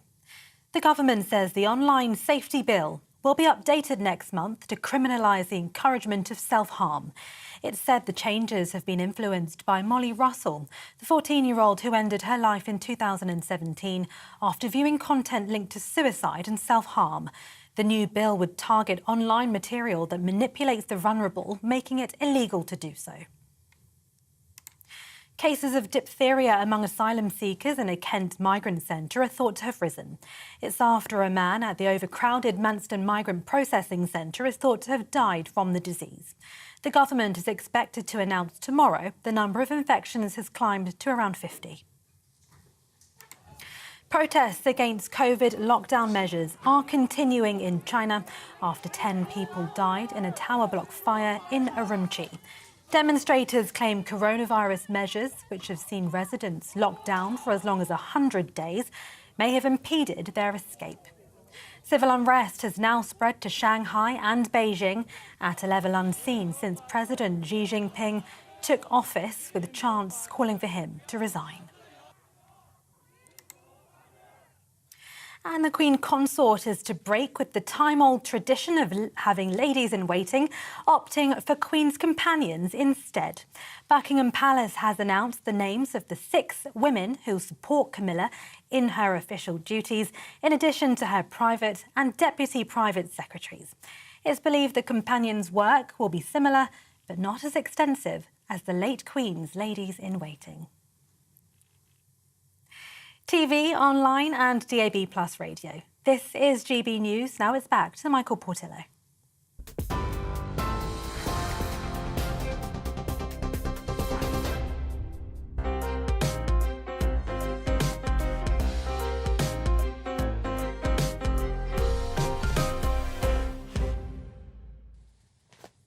Thank you, Tatiana.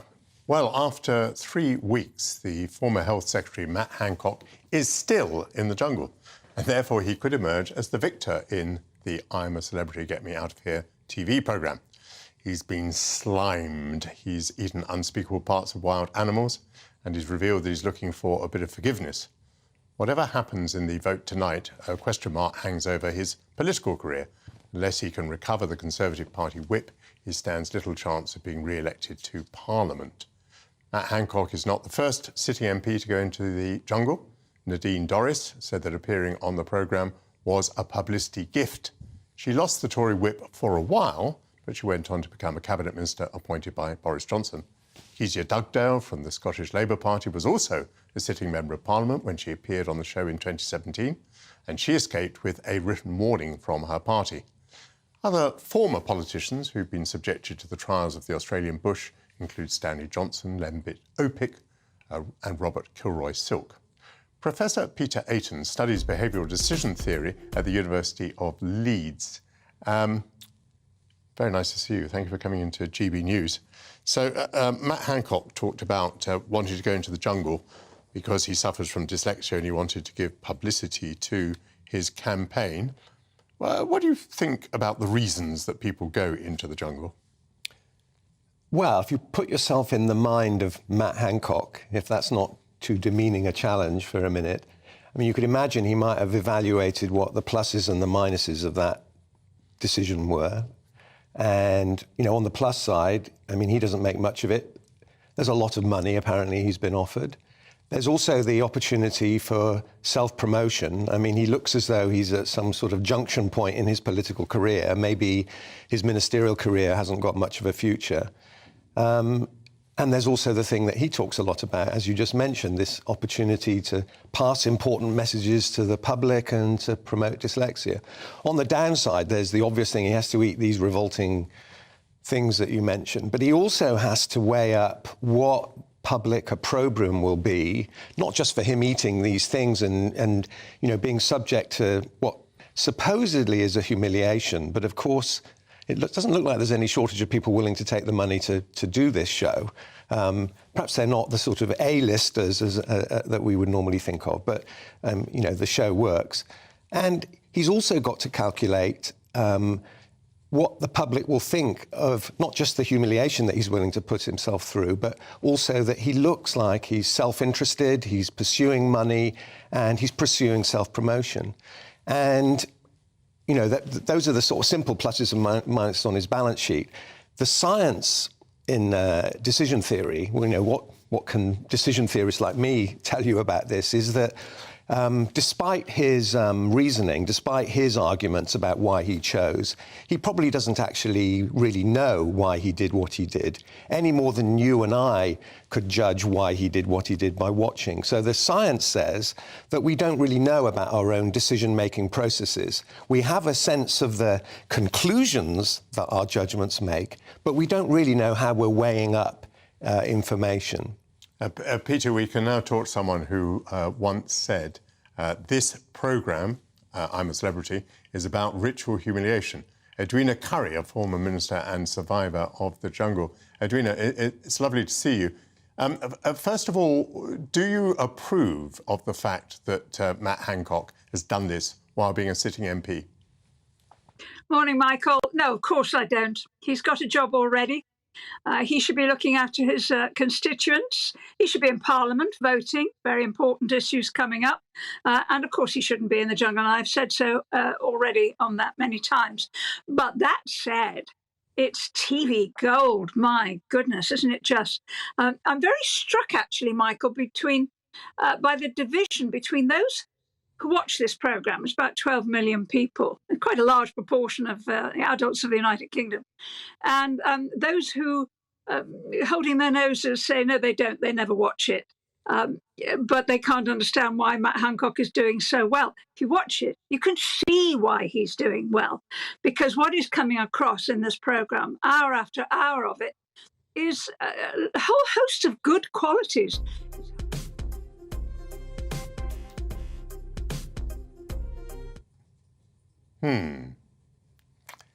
I think we better come back to you. Successful. Oh, there he is.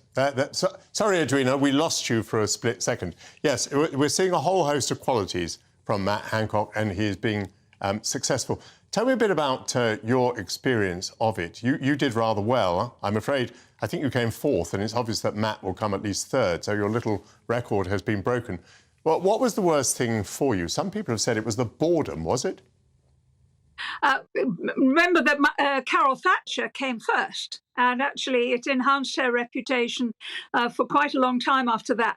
So he has quite a hill to climb still. I don't think he's going to win it. I think Jill Scott, the lioness, is going to win it. She's remarkable. The worst thing in there, depends what's going on, but for 3 solid weeks you're with other people in a beautiful place, absolutely beautiful. And if they are interesting and chatty and talkative and entertaining, that's going to be okay. If they're a bit tedious, you are going to get very, very, very bored. That's the problem. You're sitting around for large parts of the day waiting for things to happen.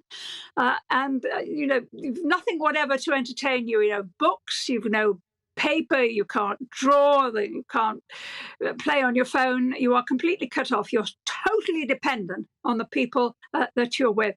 I think that's one of the reasons that Matt Hancock has actually done quite well. I think he's been engaging and friendly and helpful. And yeah, I can see why they've been voting for him.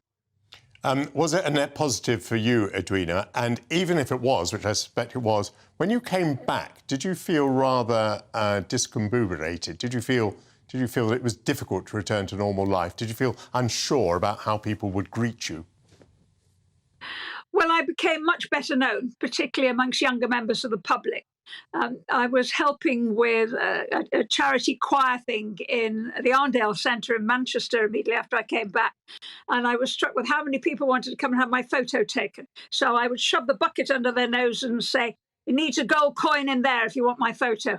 And by golly, we collected hundreds and hundreds of pounds. So it was a pleasurable experience. It was really nice to get home. Nice to get home to a bed and home-cooked food and normality. Yeah, I brought home, as everybody does, a fair old chunk of money, and we knocked down the garage and built an entertaining room. It's still called the Jungle Room. Yeah, that's very straightforward of you. Let's ask Professor Peter Ayton a provocative question. Does the word narcissism come into play here? Well, that's what a lot of people will be thinking, that there's something sort of myopic and self-aggrandizing about the sort of people who appear on these programmes. Of course, they get the invitations to. I gather some people turn it down. I don't know what your record is in that respect, but it's easy to sort of individuate these people and think of them as sort of, peculiar in that respect. But actually, the research would suggest that the sort of behaviour that they're exhibiting and the mispredictions that they make about the impact of their behaviour on wider public opinion are quite generic features of behaviour. So in general terms, if you ask ordinary people to make predictions of their own self-promotion attempts, and you ask other people to evaluate what they feel about their self-promotion attempts, there's a huge disparity in general between all forms of self-promotion that everybody sort of judges. So I don't think we need to assume that there's something especially distinctively peculiar about any of the people that take this route.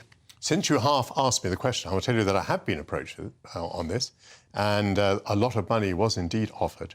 I turned it down partly because I think the whole thing is kind of morally degenerate, if that's not too old-fashioned a term, and partly because I thought I'd never be able to do anything serious again. Well, right. So those were my reasons. But is Edwina still there? No. Yes, Edwina. How do you react to that? I thought it was morally degenerate, and I thought my reputation would never recover afterwards. What's your reaction to those comments? Oh, I think what Putin's getting up to in Ukraine is morally degenerate. This is just fun. This is just fun. And everyone that goes into it, with a bit of luck, they go in with their eyes open. They all go in, Michael, for the same reasons. They go in because they think it's going to in some way enhance their reputation and help their careers going forward.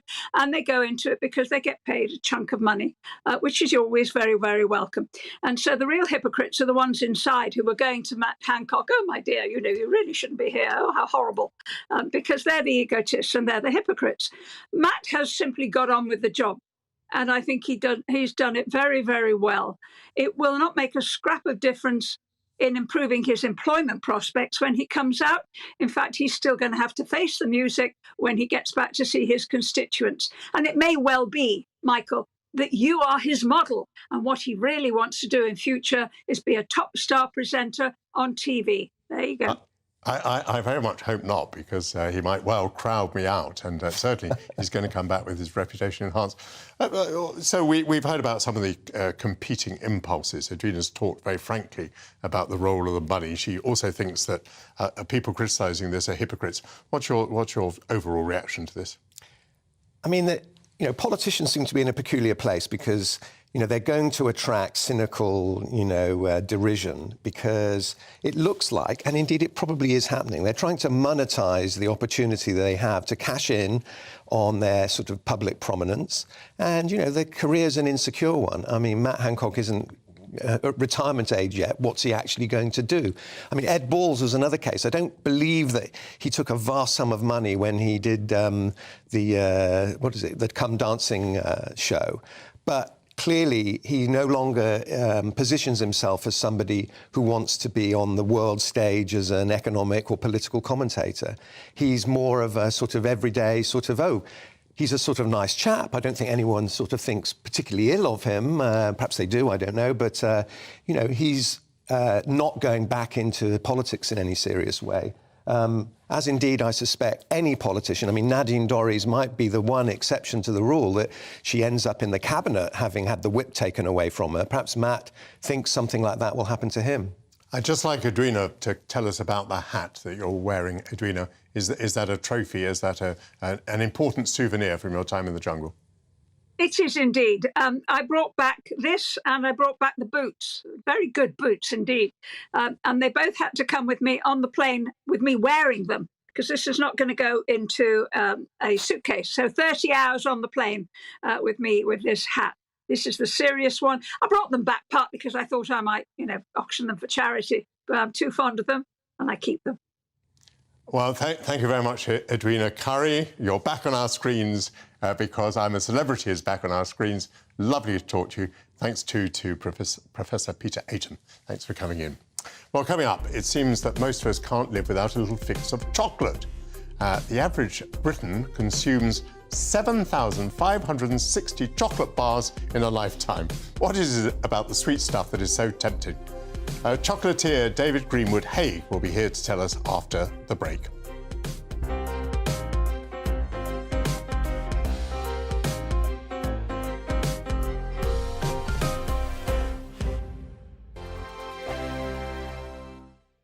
I'm Mark Dolan. Join me at 11 on GB News for Headliners, in which I'll be joined by two of the UK's top comedians discussing tomorrow's papers. If it's an important story, we'll cover it, but we'll have some fun along the way. Headliners, the late-night paper review that won't send you to sleep like the others will. 7 nights a week at 11 p.m. on GB News.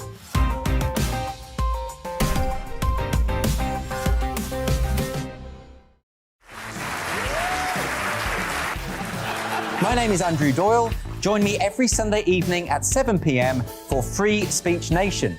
This is a show where we address current affairs and news stories of the week with the help of two wonderful comedian panellists. I brought in comics because I want to give it a lighter edge, and also they work for less. See you there.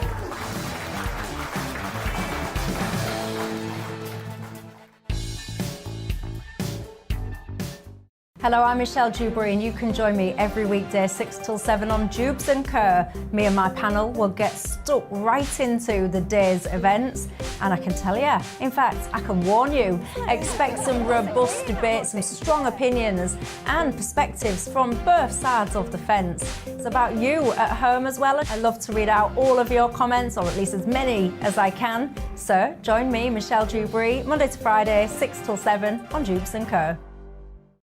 I'm Mark White. As GB News Home and Security Editor, I cover those key issues that are so important to you. Our authorities, our communities doing all they can to combat violent crime. With the public services under unbearable strain, why are we still failing to control our borders? Defence, the first priority of any government, has been continually hollowed out. Can we trust our politicians to protect the armed forces? Join me, Mark White, on GB News.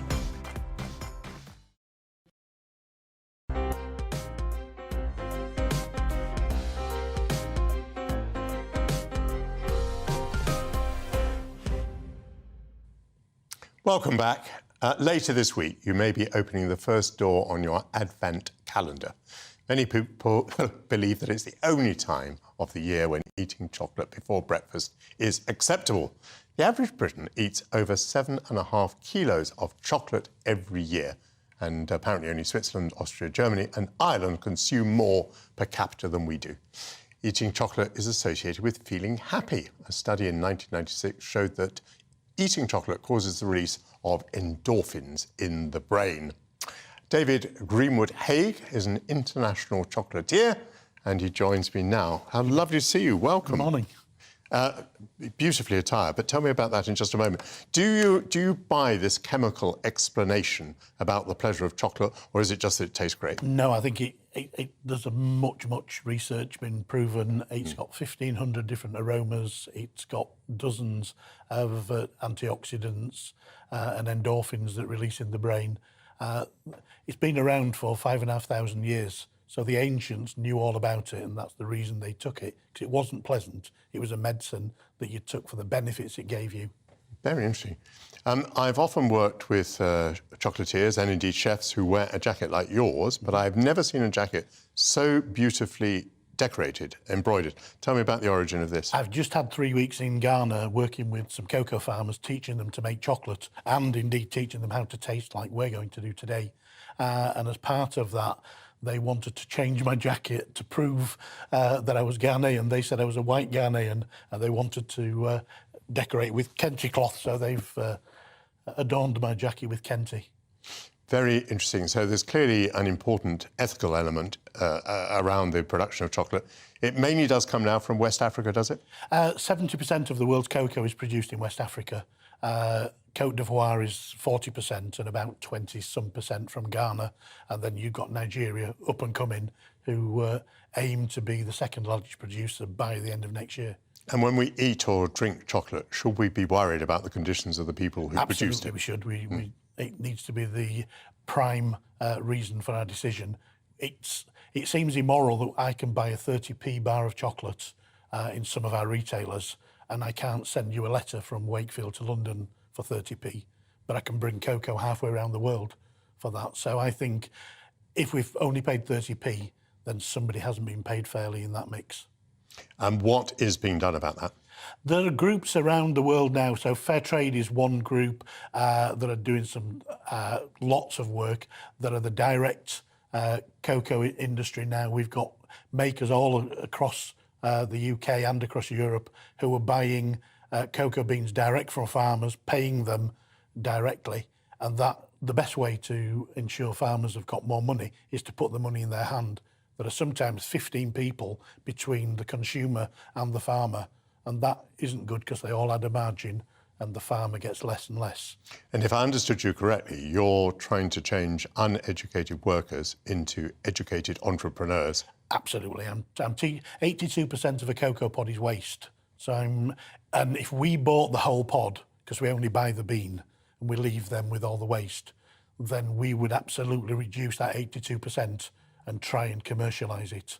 So I'm teaching cocoa farmers to commercialise that and make cocoa vinegar, cocoa juice, cold pressed cocoa, cocoa butter that they can use pharmaceutically, cosmetically, and for cooking. As a fuel? Some as a fuel, but some as a product to eat and to sell locally, not to rely on the economic north, but to sell it to their neighbours, because they're currently importing cocoa drink, hot chocolate from Switzerland. I won't mention the brand, and they could just go outside and make it. So I'm saying, look, but no one had bothered to teach them to make it because it didn't concern us. We only wanted the bean, and we just left them. Now, is Britain a country taken seriously in the world of chocolate? Absolutely.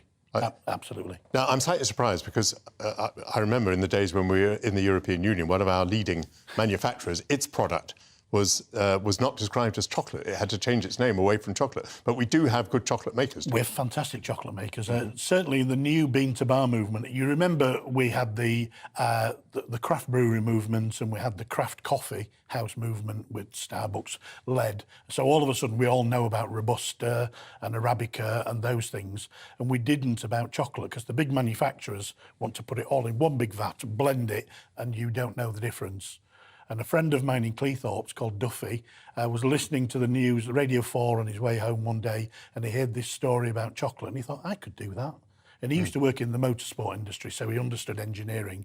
And he went home, made some chocolate, and he's now multi-award winning chocolate maker based in Cleethorpes, the place that you wouldn't have thought was the centre for excellence of cocoa.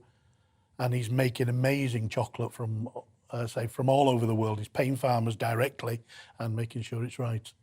Very good news. Now, you brought in about 9 or 10 jars. What should we do with them? Well, I send a kit out. I have a tasting kit that I teach people. Next week, I've got 16 people from LA who are doing an online tasting with me, and I've mailed out these kits. Let's have a look.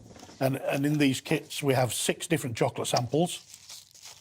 Beautifully packaged. Yeah, absolutely. Eventually we're going to get some chocolate. These things here, are they? Yeah, these sachets have got different origins in. So if you look on the bottom, it'll say Peru or it'll say Madagascar. And I then meet them together and we go through a sensory tasting, a little bit like you would with wine, whiskey or coffee. And that's what I'm going to plan to do with these in front. I've got some African chocolates, I've got some West Indian chocolate, and I've got some South American chocolate. So we can start with these, and you'll be able to try the pack later. But there's also a guide within that. Where should we start? Can I get you to start at 70% Ghanaian? Yes. So we're going to look, touch, listen, smell and taste. Right. So you're already touching. Can I get you to put it down for a second? What, even with the packaging on? Absolutely, yeah, with the packaging. So the first thing we would do is if you were going to buy wine from the store, you wouldn't have done what you just did then. You would have picked the bottle up, you'd turn it round, you'd read the label. You would have recognised from the shape of the bottle what was in it. A Chianti would have a wicker, rattan, etc. But with chocolate, we all know it's square, so we just say, that's chocolate, let's open it, put it in our mouths. Correct. And if you do that, all you'll get from the chocolate is the energy, the sugar. So I'm going to try... you certainly caught me out. Sorry. I did this for the Archbishop of Canterbury several years ago, and by the time we'd got to the eating part, he'd eaten all 6 pieces of his chocolate. So there's not much information on this, but if we were to turn one of these around, you'll see there's a West African 100%. It would tell you that whether it's fair trade, organic. What you've got there is kosher, halal, and vegan chocolate, so it's dairy-free. David, we've only got a very short moment left, and I think the viewers expect us to taste something. Yeah. So that you look at the chocolate, it should be smooth and shiny, and then if you now run your finger across the top, that should be nice and dry, and it shouldn't be bloomed, you sometimes see. And then smell it, and oh, give it my a little goodness, rub the aroma is fantastic. To release those aromas. And then if you hold it next to your ear and just snap, that will give you the crisp ring to tell you that the chocolate's been tempered properly, and that's a good indication. The next thing you're going to do is you're going to pinch your nose, so you put one piece of chocolate down, pinch your nose, put the chocolate onto your tongue, close your mouth, move your tongue to the roof of your mouth and start it melting. All you'll taste is sweet, and now release your nose, open your mouth and gently breathe in. And all of a sudden it should go from sweet to interesting. So you'll start to release those flavours and you'll get, there's 1,500 aromas in chocolate. Wine has 700, beer has about 600. So it's really complex. And as you breathe in through your mouth and out through your nose, you involve your olfactory bulb, and all of a sudden you get more experience of those other aromas in there. And you should get things like oaky or red berries. But I try not to tell people what to taste because our palates are individual. Oh, but does it take a while to learn to be a taster of chocolate? Yeah, absolutely. Yeah, and sometimes I judge in the International Chocolate Awards and the Academy of Chocolate Awards, and you can taste 100 chocolates in a day. A wonderful job, and you must have a really extraordinary palate. Well, David Greenwood-Haig, many thanks. Thanks to all my guests who've come in today and joined me down the line. Join me again next week, please, when I shall be exploring taxis and the science of happiness, amongst other things. Enjoy the rest of your Sunday. Alistair Stewart is next. Thank you so much and goodbye. Looking ahead to today's weather, and the UK is looking cloudy and damp in the southeast, but brighter and blustery in the northwest. Let's take a look at the details. Southwest England will retain some cloud through the day, though a few bright spells are possible. Cornwall and Devon will remain largely dry, but some rain is possible from Dorset eastwards.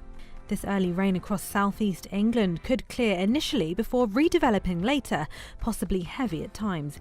It will be mildest here though, climbing towards 13 Celsius. Wales will have a generally cloudy day, but there'll be some hazy sunshine poking through. It will also feel a bit fresher than Saturday. There could be some weak sunshine across central England as well, with the thickest cloud continuing to lift, but even where grey skies prevail, it will remain predominantly dry throughout the day. Northern areas of England will also have a dry second half of the weekend. The winds will be lighter compared to Saturday, helping it feel less brisk when stepping outside. Scotland will keep the blustery winds today, with scattered showers pushing into the northwest. These could be heavy at times, accompanied by hail and the odd rumble of thunder. Northern Ireland will see blustery showers as well, but also some sunny intervals. Across the north of the UK, temperatures will be slightly down compared to Saturday, with highs of around 10 Celsius. The showers will feed into Wales and southwest England later, whilst the rain in the southeast gradually clears. And that's how the weather's shaping up for the rest of the day. We are GB News, and we'd like to say thank you to each and every one of you for bringing us your conversations, for helping our great nation find its voice. We are here for you on radio, television, and online, across England, Scotland, Wales, and Northern Ireland. It's not the BBC, you actually get your facts right. We are proud to be GB News, the People's Channel, Britain's news channel.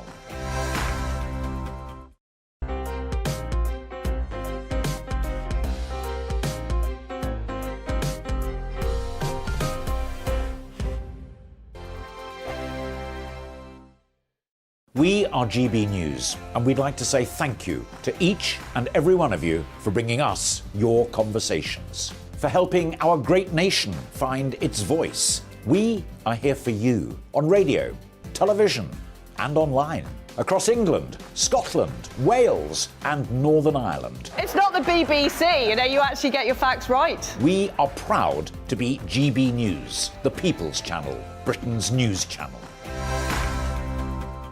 Every Friday and Sunday night from 9, it's Mark Dolan Tonight. We're on the same page again. There's something good happening. Let Ian finish. Don't be such a cranky. That mini budget was the tip of the iceberg. And on Saturday, my show just got bigger. From 8, it's Mark Dolan's Saturday Night In. You can't govern a country if you can't speak. Stop talking. My God, we reached the end. I've never been early in my life. Only on GB News, the People's Channel.